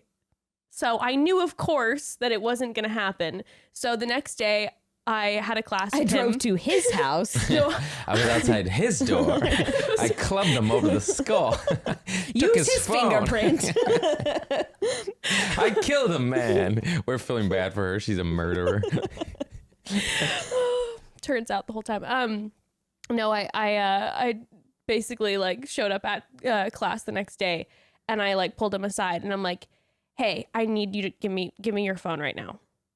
And so he was like, I told you I deleted it. So I looked at his phone. He had deleted it. Okay. He had his laptop up. I'm like, show me your laptop. And he had downloaded it onto his computer. Smart man. So then, smart man. So then, very smart, very Not quick. so smart. Should have left a laptop at home, buddy. Or printed that shit. Or just have one of those apps USB that locks up all the photos, you know? Yeah, and again, One of I was in those college. This was like, we're talking some, the phones true. were not quite as nifty as they were, or as they are now. So that was very embarrassing for me. Wow. And I lived in a constant state of fear that he was going to release the photos to my very conservative Christian college. That's Nice. terrifying. Yeah, I was scared for the next like 2.5 years. I knew someone in high school who took a whole series of like striptease photos and accidentally sent them to her mother instead of her boyfriend. I got Oh my God. Like a string of them. Oh no. Like 10. nice. Not even one. No, like a whole series. Oh my God. That's brutal. I got blackmailed. Did you really? It's a story I do in my act, but it's all true. A Facebook Messenger popped up, and it was this gorgeous girl, and she's like, "Show me your dick, and I'll show you my titties."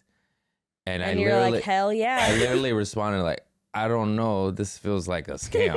This feels like a Because this doesn't happen. Beautiful girls don't go, "Hey, let me see your dick. I'll show you these beautiful tits." That just doesn't fucking happen. No. But I was like, did she say titties? And then I was like, all right. But like, she wanted me to go first. I was like, you first. I don't want to get in trouble, if it's just me. And I'm driving to my sister's house. She just had a baby. I was going to visit her and her baby while this is happening. And I'm driving, and then she flashes me, and it's titties. And then it's all in my act. I feel weird doing it, but I screenshot it because I'm a pervert. You see my little face, like, oh, And then she's like, all right, it's your turn now. And I'm a man of my word, so I'm going to do it, but I'm driving, And the whole thing, my act, I feel weird doing a bit in real life, but like, I just say, you can't do a dick pic while you're driving. I can't die with my dick out. My mom's been through enough, the poor lady. And then, so I get to my sister's house, and I do the upward angle. It's a bigger angle. Short lengthen it. Shinier angle. And then I send it, and then she sends it back, and then she sends a list. It's Facebook Messenger. It's connected to Facebook. I'm half Mexican, so she lists my mom, my dad, my sisters, my 80 fucking cousins. Trader Joe's, I was employed there at this time. And Hustler. then she sends a link to a bank account, and she goes, send money to this bank account. or everybody in your life is getting your dick pic. But did it have your face in it? Yeah. Oh, fuck. I forgot that part because I did upward Oh, angle. upward. Upward no. angle. My Got face was in it. And then, Oh my God. Guys, if you ever send the nudes, no face. yeah. And then I just was literally sitting in my car and I just sent the message, do what you got to do. I'm not paying you, you know? And then I walked. I was like, fuck off. And then Did she ask for a lot? it was like $500. Oh, okay, so decent. Shit, that's a lot. Yeah. Yeah. But You're like, I don't have that money. Joke's on you. He's like, do what you do, but actually, I just don't. And then, you know, I just, in my act, I say, you ain't getting this Trader Joe's money out of me, bitch. How many bananas I stock for that shit? But now I have to walk into my sister's house immediately after this happened, you know? And I'm like, hey. In the same fucking outfit. Yeah. Like, And did she do that? Did she send No, it? that's the whole bit. I was like, hey, Nicole, congrats on your baby. Did you get a dick pic of me? And if you did you notice I'm wearing the exact same outfit that I'm wearing right now? And if you noticed that, did you notice I'm parked in your driveway? Oh, no. And they never sent it. I called their bluff, and I don't know if they're targeting comedians or what, but I tell the story at comedy shows, and a comedian buddy of mine, I've learned lessons. I will leave names out of this. Sure. And they got him, and he paid the money, and they sent it anyways. And he's conservative Mexican comic family. He's not conservative, but his family is just old school Mexican. And like, it fucked his life up, dude. I think it broke up a relationship. He was ostracized by his family. Like his grandma got it. And, you know, like old school Mexican ladies, like, they go, "Ay, Dios mío." You know, like they can't be, They you know. sent it anyway. And then, yeah. That's wait, so they just brutal. literally didn't send it. He paid the piper. But you were just like, fuck it. Yeah. In the end, it was all about the entire time. They were like, all right, let's see if this person's going to stand on their own 2 feet and say no. And then they'll take the money and be like, it's some sort of weird karma thing. Dude, I was having a crisis in my car. I literally was just like, I had the money, but I was like, that's a lot of money to me right now. You know, Sure. I was just like, Damn, Craig, you're brave. You're like one of those people where you'd get held at gunpoint and you'd just be like, fucking shoot me. I've been held at I'm ready to gunpoint die. 3 times, Oh, that's right. but all by the police. And you said the same my thing. dad got held at gunpoint twice by like people trying to rob him. Really? Yeah, once when he worked at a shoe store, and then the other time he was going out with friends, and they like stopped real quick, and he stopped real quick to pee in an alley, and someone came up and held him at gunpoint to take his wallet. So twice, isn't that crazy? That's so like Wow. I don't. It doesn't scare me, but I'm not trying to sound like brave. Like I don't give a fuck. It's just like you. It's just shock. Every time I was like, oh shit, that's a gun. And you know, like it's not even enough time to be like, I'm scared. Yeah. You're just like, oh, what the fuck? Oh, that's happening. You know, you're just in shock. Well, the 3 times it's happened to me. By the police. You're like, I'm shocked the police are here considering I did all of this, and they're now holding me at gunpoint. Yeah. Shocking. So weird. Oh my God. Well, do you guys have do you have an embarrassing sex story? I'm honestly having. This is gonna sound like I don't know. The most embarrassing stories that I can think of are like secondhand embarrassment for the other person, and that's gonna sound like didn't I know don't. what he was I doing, feel so- like I don't get that embarrassed by things. Like if I was to do what you did, I would. That's pretty embarrassing or cringy. But I feel was like it's more. unfortunate. I'm kind of like. I've always had more of the thing of like, yeah, well, that happens to everyone. It's not that big of a deal. But it's more embarrassing, like, if you're with someone and they like can't get an erection, but then which is like whatever, but then they're stressing out about it and like trying to overcompensate. Like that makes me feel really secondhand embarrassed. And I'm like, we need to help you. We need to do something about this. That just makes me so uncomfortable. And I remember that happening. Oh my God. Yeah. Once in college, one of my friends had a really big crush on this guy, and I was drunk. And so he and I, of course, she's at the party, like upstairs, and I'm making out with him. Oh, God. And then we go, you know, and then we go into a room. Oh my God.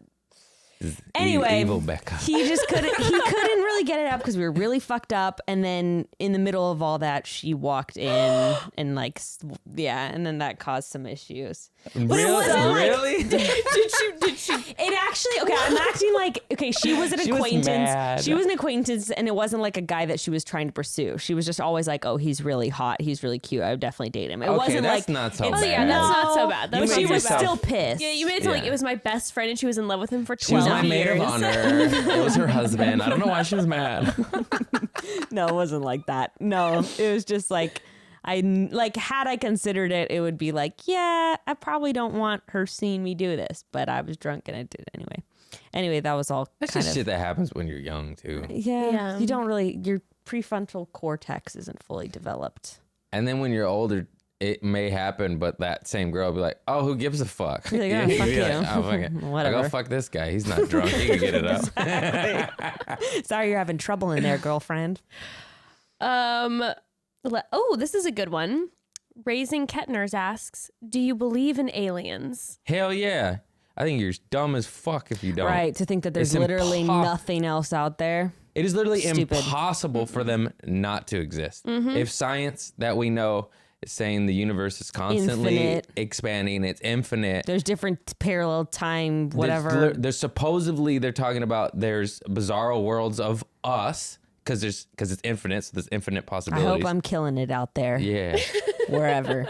Wherever you are. It's just how small-minded do you have to be? That's like planning. Like there is no other life in the universe, in the vast infinite universe. That's just dumb. Get the fuck out of here. No. If it's infinite, there's every level of it. There's below us, above us, there's organisms, there's algae life, there's, technology. Yeah, I mean, I don't know if there's like aliens out there like trying to invade other planets, but there's definitely like life on other planets somewhere. But even then, like there has to be like there has to be something. I mean, we really defied the odds though. Yeah, we really did. On planet Earth. When you look at Mars, I'm sorry. It's like looking at Palm Desert with no houses out there. It looks like that. It looks like landscape without any sort of greenery. It's bizarre. Isn't it something like if we were 1 degree off or something, we'd all combust in flames or we'd all freeze to death? It's like we're pretty perfect. Yeah, I know. We got lucky, but I just never understood that mentality. It's like planting 50 million seeds, but only one grew. It's like, no, get out of here. There's definitely not even 50 million, literally infinite. It's planting infinite seeds and only one grew. Bullshit.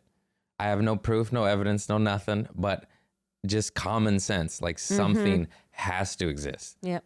I like to imagine a planet out there with a bunch of little cute creatures on it. And there's gotta be like some way out there, high level, intelligent life. Yeah, what about like UFO kind of shit, like aliens and like coming to Earth? Like, do you think that that's happened? Because I don't really believe that. Well, unfortunately, there's so much technology and like fake shit where people could just fake shit where you never know what's true. Yeah. But it's been reported throughout history, and different countries are completely open about it. Sure. Canada and Russia talk about it. Their prime ministers talk about it. The U.S., they've even pressured the U.S. like, will you just tell them already? Stop, for real? I swear, yeah. There's YouTube videos of I saw it on YouTube. No, but of government officials in other countries talking about incidents like, that's when I believe. Because like actual footage, it's like, I don't know if that's a kid and a nerd in a basement that just made some shit up. But when it's officials from other countries saying like, oh yeah, this incident, yeah, that's what I believe. Like I was like, oh, why the fuck is that prime minister publicly saying this? You know what I mean? He doesn't want to do that unless he has to, because his country isn't dumb enough to believe in the coronavirus. Just kidding. I'm sorry. It's real. But yeah, just shit like that. Fair. I mean, the question is it higher intelligence? That's my big thing. And I'm convinced it is. I'm convinced there's some sort of something out in the universe that has a higher intelligence than us. 100%. Really? Just the odds I don't know of if I'm convinced of that. I'm convinced of it. Are I have you no serious? reason, but I'm convinced. We're fighting over toilet paper. Well, you don't believe in a higher life form than that? No, I'm not saying that I like don't think it exists, but I'm also like not convinced it exists. It's more like, yeah, totally possible. But am I like convinced? No, not I'm necessarily. there. I'm just like, The odds are. I'm like neutral. I'm like, yeah, I'd totally believe it if it did exist. If there wasn't higher intelligence out there, I'd be like, oh.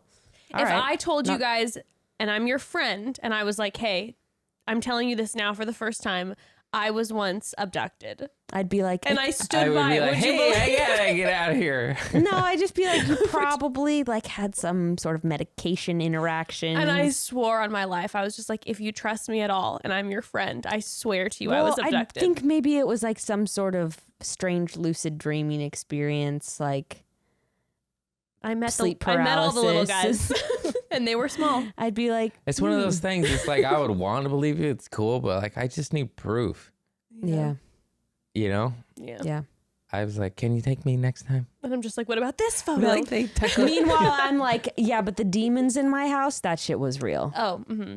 But that was another question. Oh, let's do this question first. All right. Quick, and then we'll take another break. But fuck, marry, kill. Oh no. Aliens, aliens. aliens, Bigfoot, vampires. That was actually a question from someone. Fuck vampires. You have to fuck a vampire. Obviously. Vampires are so sexy. Although I still don't understand, if they don't have any blood running through their body, how do they get a boner? They always have one. Perma boner. Wow. Vampires, Bigfoot, Aliens. Fuck, marry, kill. No. demons. Marry You vampire. said demons. No, I said demons. Oh, you Yeah, said this was actually a question someone sent. Okay, in. so I'm just going to go in for it. Kill Bigfoot. Fuck Bigfoot. Ew. Gross. I'm going to marry the vampires Okay. because they live forever. And like we could have a real relationship. I don't know about, and then fuck the aliens. Okay. I'm gonna marry the I don't aliens. know about these aliens. I'm gonna marry them Okay. because I want to go out to space. Yeah. Okay. I like to travel. And I'm going to fuck Bigfoot. Damn, you Big spicy. hairy asshole. No. Ew. I'm sorry. I'm gonna have to kill you, Bigfoot. That was a joke. Wait, are you Bigfoot, actually going did- to kill Bigfoot too? Yeah, I feel know. bad. I know, And then he I seemed feel like like a a nice vampire guy. would be a good lay. Yeah. And I feel like some people would probably be into fucking Bigfoot for real though. for sure. If There's- making a pet was one of the options, I would definitely make Bigfoot my pet. Seems like a cutie pie. There's Bigfoot porn. Is there really? Mm-hmm. There's everything. That was one of the ones that was popped up. And I was like, why does that exist? I mean, obviously it Why was is a it being guy in a suggested Bigfoot to costume you? fucking a chick, but I was just like, that's not what I want to see at all. At all. And you made me see that. I didn't click that. It was, Oh my you god. fucking pop-up ads is bullshit. and now it's in your head forever Yeah. till you die. I That's why think it's good to pay for membership sometimes because it stops the pop-up ads. that's true, huh? I would do the same as Craig. I would have to fuck the vampire. I would marry the alien because I don't think I could marry the vampire because the vampires are out there killing people and I don't But know what how if I'd you feel. fall in love and you become a vampire too, and they turn you into Don't one? doubt like, that you I don't know, want Bella an and Edward story. experience for And sure. I don't want to be a murderer. Yeah. But then you're But killing. you could just kill things. bad people. I would just kill politicians and stuff and suck their blood. Nice. Yeah, you're right. I'm a vampire. It's kind of sexy, right? Come here, You're like, we're gonna go politician. out there and Kill everybody but Bernie. Kill everyone we don't agree with. yeah, I'd totally do that. I'm like, I'm gonna go out there and suck Mike Pence's blood. Get over it. Probably all aliens. Anyways. I just choked on my own spit. Sure. Sure. That's why she's coughing. Sure. The not fearful guy. I'm like, I just run and hit the wall. Hey, you. Ow. Okay.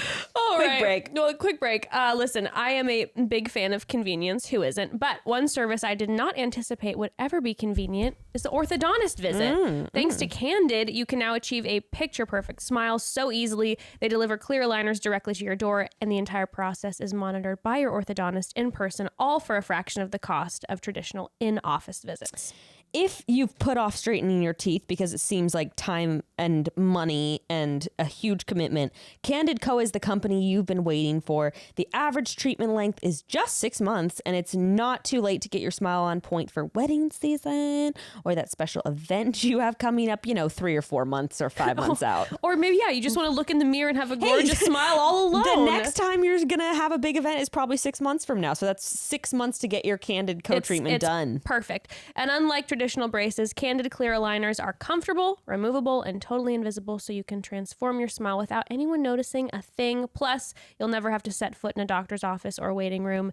Your treatment from start to finish is prescribed and monitored remotely by a licensed orthodontist.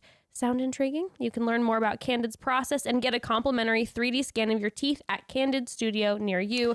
Also, you don't have to now that, we're gonna be quarantined, but you can do it all remotely.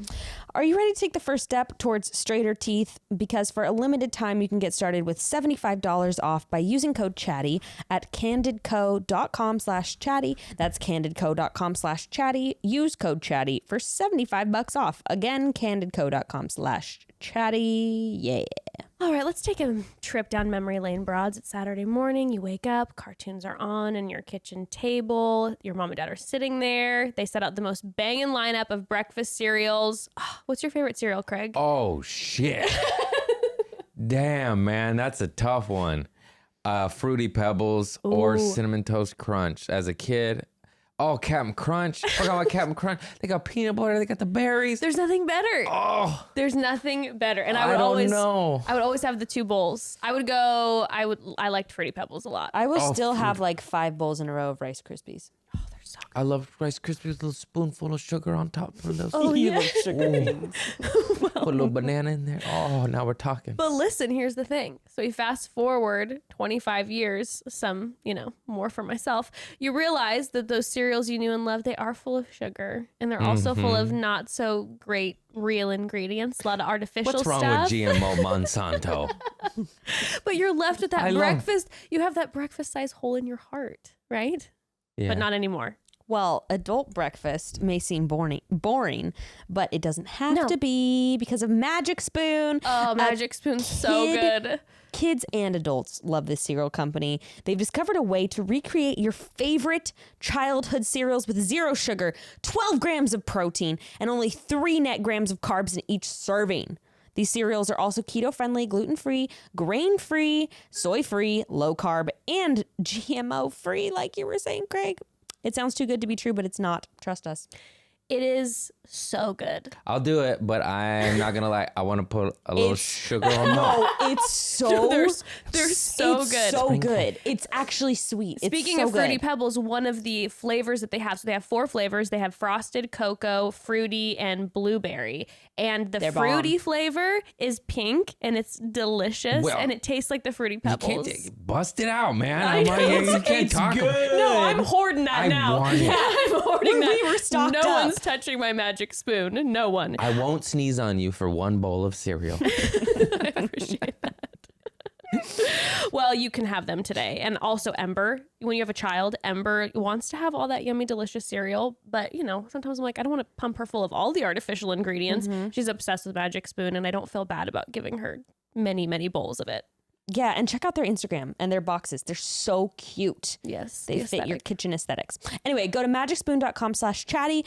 Grab a variety pack. Try it today. Be sure to use our promo code CHATTY at checkout to get free shipping. And Magic Spoon's so confident you'll love their product. It's backed with a 100% happiness guarantee. So if you don't like it for any reason, they'll refund your money. No questions asked. Go order some Magic Spoon if everything's sold out at your store. Magicspoon.com/chatty. Use code CHATTY for free shipping. Thanks, Magic Spoon, for sponsoring this podcast. Thanks. We love you. You're delicious. I'll get you some boxes. Seriously, they're really good. Yeah. Okay, I have a question. So off of like the vampire, whatever. Sure. And you were talking about the demons. Yeah. Craig, actually one of the questions was believing in the paranormal and experiences with the paranormal. Have you had any like weird Do you paranormal? believe in demons and stuff like that? Yeah, for sure. Yeah. He's like, yeah, for sure. I'm Mexican. Duh. Yeah, I'm Mexican. No, you're not. I swear. In my Mexican side of the family, in this certain house we all grew up in, my grandma's house. Yeah. Everyone had a story, and of course, everything I have turns into a bit. I did this on stage because I was so doped up on drugs, and I was laying in bed, and I felt something like rub my legs and my shins and my thighs, and then I was like, is that a ghost or is that heroin? I can't tell. And that was the whole bit. And, then I would say, like, after watching The Haunting of the Hill House, I don't think it was the drugs. I think I got molested by a ghost, you know? The ghost took advantage of you in your altered state. Yeah, and he's saying this fool all doped up. He's like, let me rub that white booty real quick. Ain't nobody gonna believe him. But I remember like thinking that, like, is someone fucking touching me or am I high as fuck? That seems like not a symptom of just being high as fuck. No, I know. Yeah, that's why I was like. And wait, was it in your apartment? It was in the house that everyone said was haunted. Everyone had a story. Oh, okay. But it also, that was the 100% Mexican side. So it's just like, I don't know. It just goes with the culture. Yeah, I wasn't kidding when I said that, because of course every single one of my aunts on my Mexican side has like 11 stories at least. Really? Every time we meet up, they've got some new story. Yeah. For sure. Yeah. That was the whole bit. Like back then I believed it was drugs. And after watching haunted shows and stuff, I was like, I think that ghost got me. You know? I think he got me.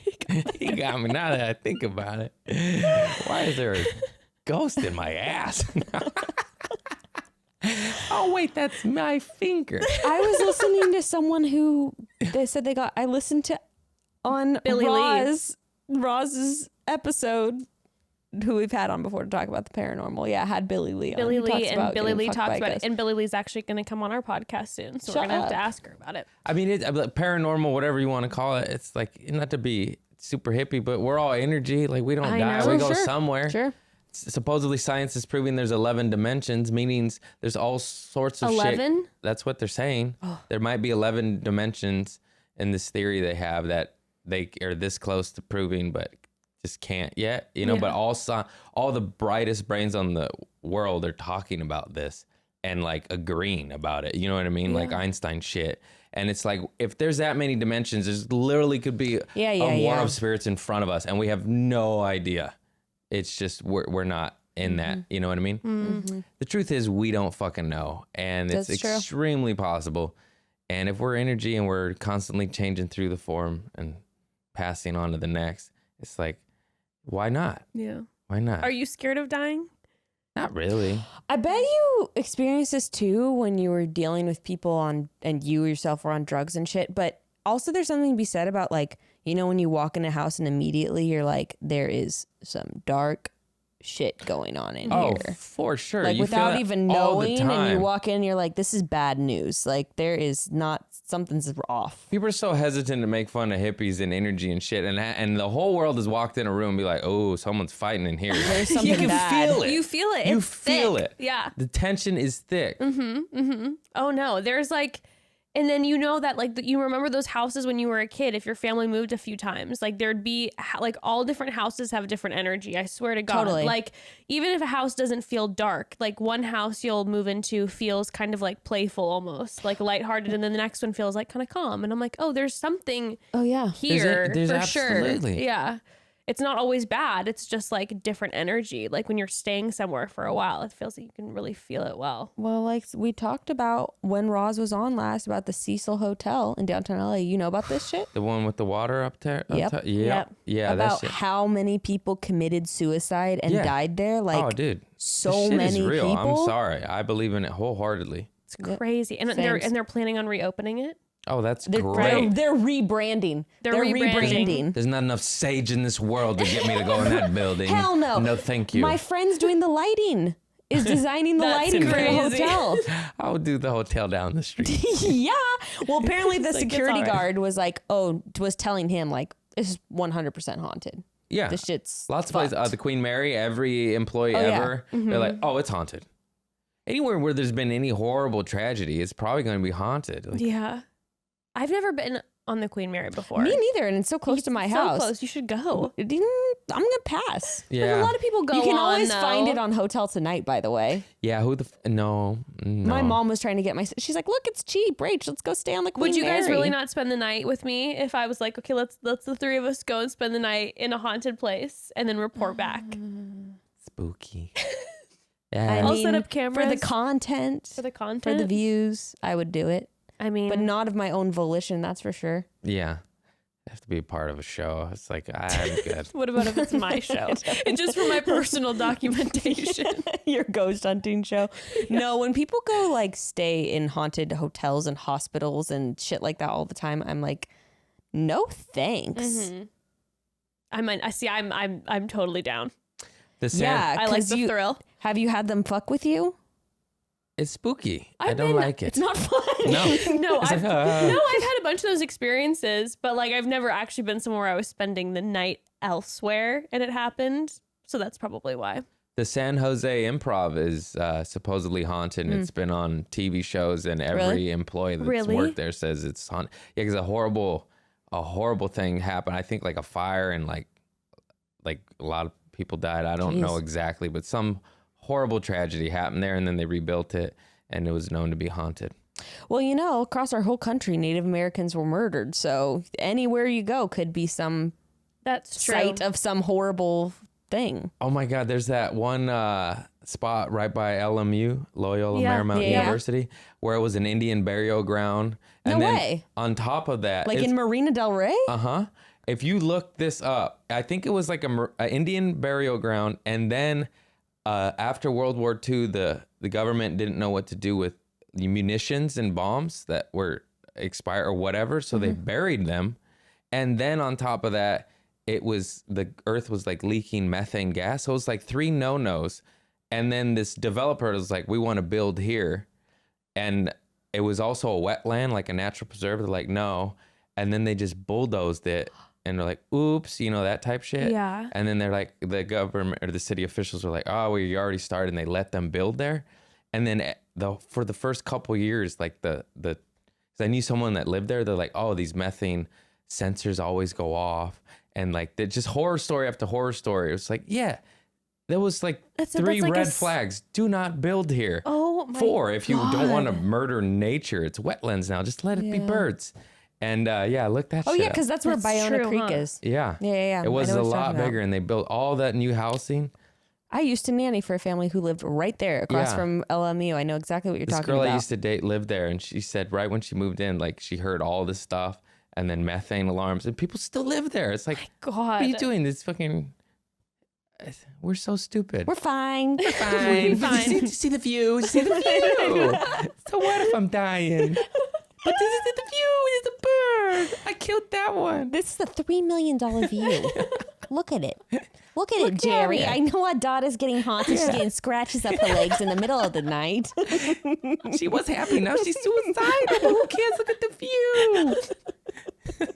We're nuts. We're fucking nuts. I know. Okay, well, let's do one more question before we wrap. Okay, this was one actually someone sent, and I think Pete Holmes always does this on his podcast. I love Pete Holmes. Me too. He's wonderful. He's the best. He has such a great podcast. He too. hosted my New Faces in Montreal. Did he really? Yeah, and he was the nicest dude, and he calmed the whole green room down. Yeah. I don't know if you know of New Faces. Yeah, no, It's like a big deal, yeah. and like it could make or break you. You could get TV deal, blah blah blah. Mm-hmm. But he just literally was like, "Look at you, all full of hope." Or I don't know. But he just mellowed us out, and he was so nice. He was so kind, and it was really... Pete Holmes is the reason that I ended up finding out about like all the people that I like, Rob Bell and Richard Rohr and all these like books that I read now, and he's like so lovely. cool. He was complimenting after my set on JFL New Faces, and I was looking at him like this because he's tall as hell. He's like super 6'6". tall. And then he's like, "Are you hearing anything coming out of my mouth?" And I was like, "Bro, I'm about to start crying. I'm just trying to hold it in." Oh, that's because it was a big thing. Yeah, you work it's really huge. hard, you get the thing, you kill it. Then a guy you look up to is complimenting you, and I'm like, You're just weeping. and he's like, "Are you listening?" And I'm like, "I'm trying not to cry." I never listened so hard in my life. I'm trying to document everything and remember it forever. He was the best, the nicest dude. That's so nice to hear. Well, on his podcast, they always ask this, and someone asked, when was the time that you remember laughing the hardest? Oh, man. Oh my God. One immediately comes to mind. I have too many. You go first. The best is when you're not supposed to be laughing. Oh, for sure. And I know there are times where I've laughed harder, but There's something about when you're not supposed to laugh that it's the levels best. it up 50 times, and it makes it so much well, better. we watched the Mr. Rogers documentary. Did either of you watch that? No, I haven't Wow, seen fuck both of you. You I have heard it's good. no I'll be soul. watching I heard it. it's It's good. incredible.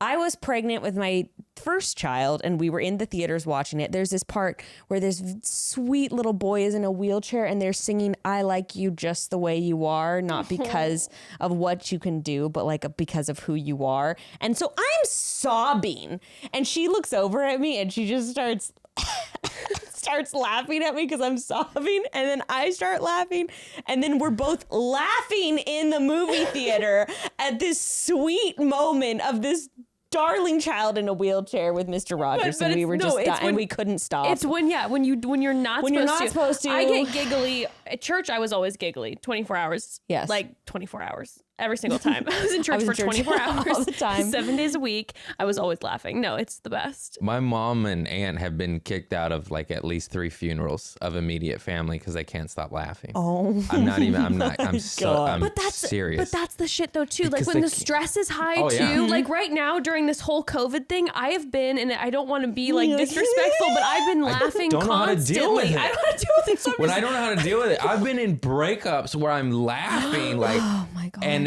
then as soon as they leave, I cry. But like I don't. I'm like, we don't work. You know, I can't. I don't know how to. That's how I deal with it. It's a coping mechanism. I'm not even trying.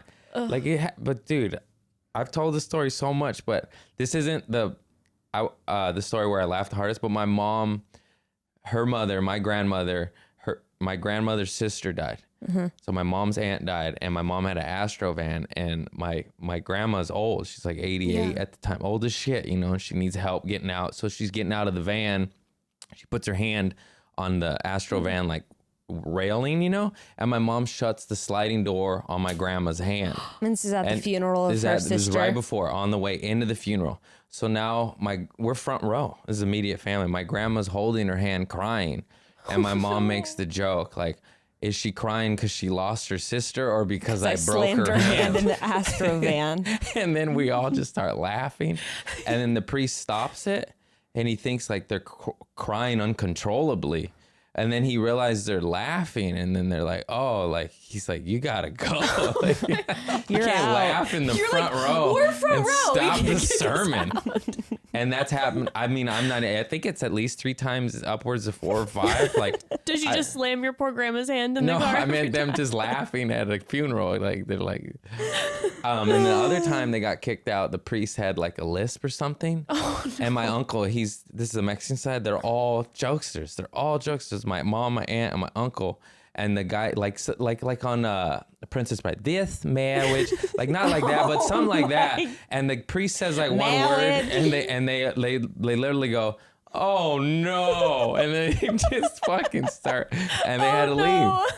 Well, I remember me and my siblings used to giggle because they used to have to do the whole mass half in Spanish, half in English, and we couldn't speak in Spanish. So it's so repetitive in mass. Yeah. Yeah, so And then you're it's just twice dying. as long because it's also in Spanish. Yeah. And they're like, "Chenna de gracia, da, da, da, da, da." And everyone's It's doing, super dramatic. we don't know how to do the hand signs, me and my siblings, because we were Christian. So we're like, what do I'm we so stand sorry. up, sit down? Accents what? are funny, man. Oh no, church! I was going with my mom, and it was like an Anglican church, and so they did the communion where they you take the cup from, I don't even know how they label them in the Anglican church, but the communion, you go up, you get the bread, you get the cup from The same cup?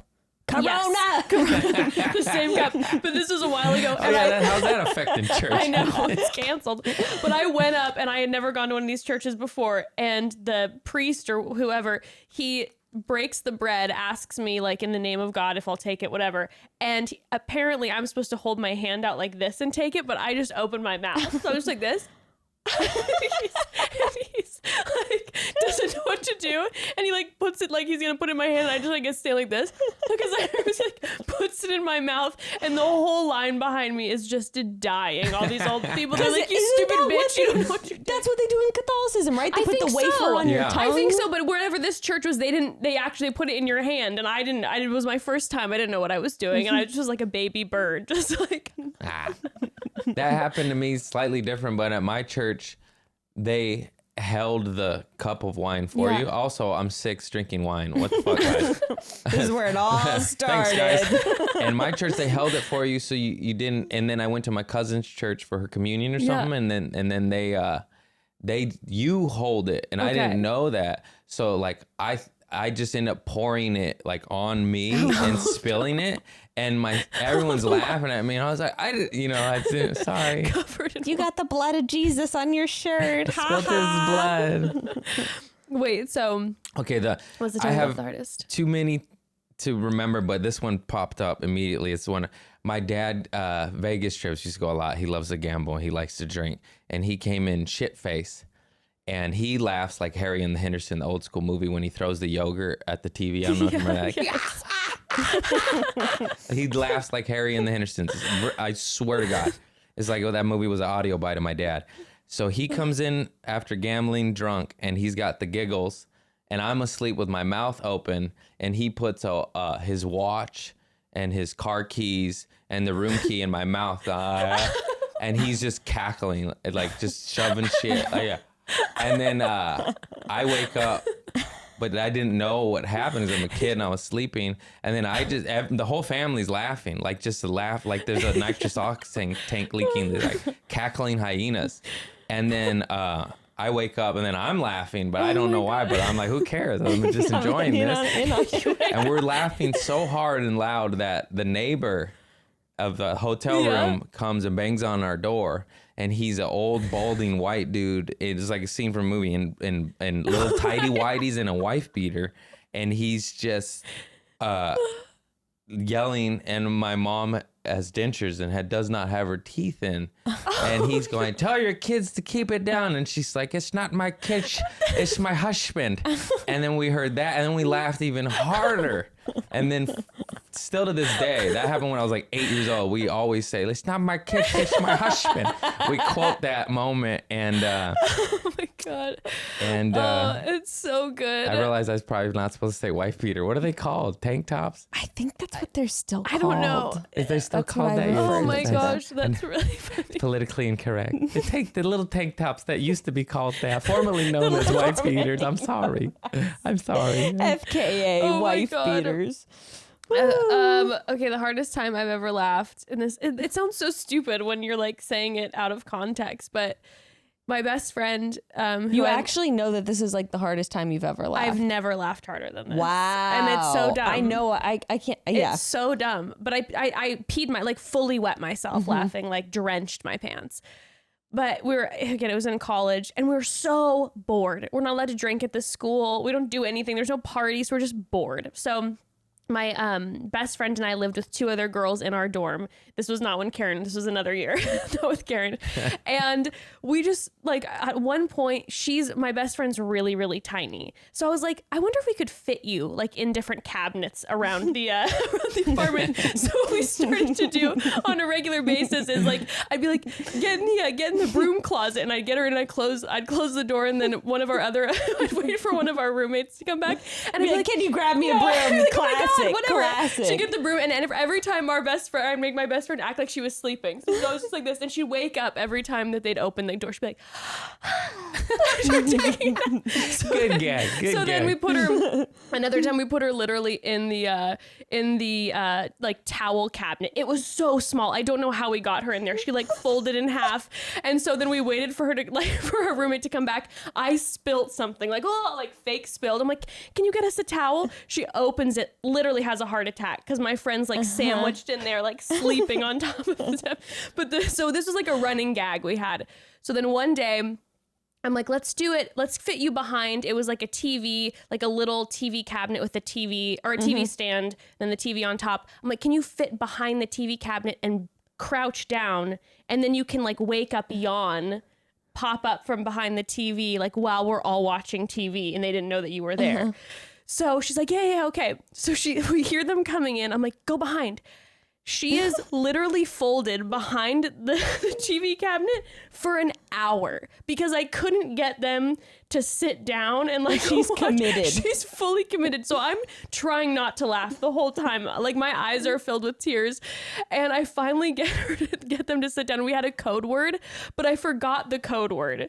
So we're watching an episode of The Office, an entire episode, and she's in there like folded. I forget the code word. Finally, like at the very end of the episode, I remember the code word and she pops up yawning.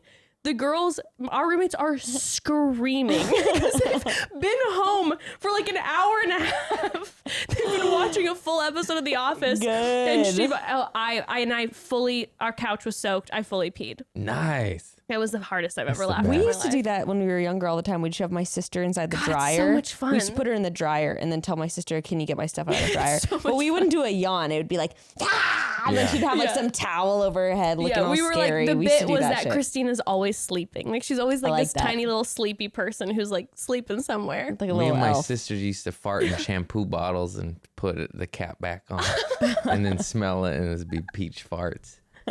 They super glued my lips together twice. They mailed me Madonna's toenails and it was my sister Nicole's toenails.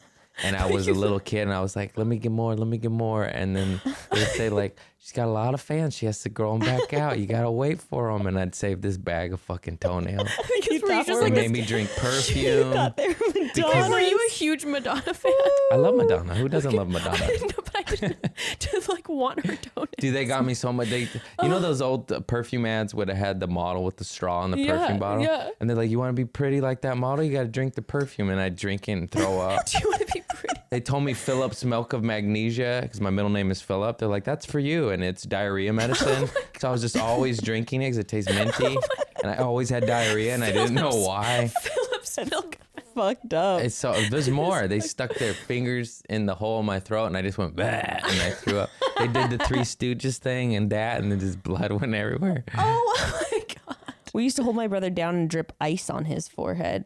And like, we were trying to do some Chinese water torture method. I'm Nice. so glad that my sister and I had a 14-year age gap.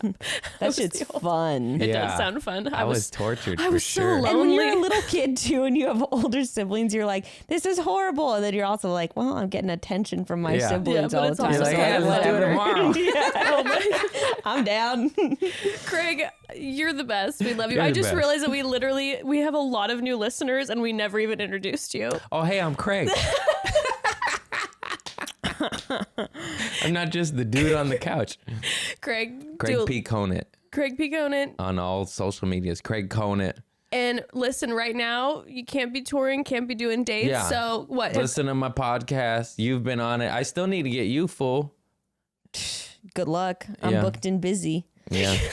Well, No, not really. Just being in LA is hard to get there from Long Beach and okay, have a I'll wait till the babysitter kid and all comes that. out. I don't care. I ain't gonna stop. Fair. Well, we'll put all the podcasts, the link.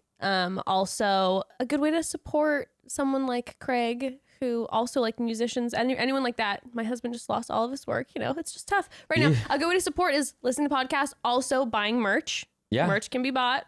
It's a fun way to do it. So, we love you. I love you. Thanks Thank for you. distracting Thank you for us. having me. From Always. the corona. This Corona's bullshit. You'll be all right. Chat soon, bro. I like that positivity. Bye.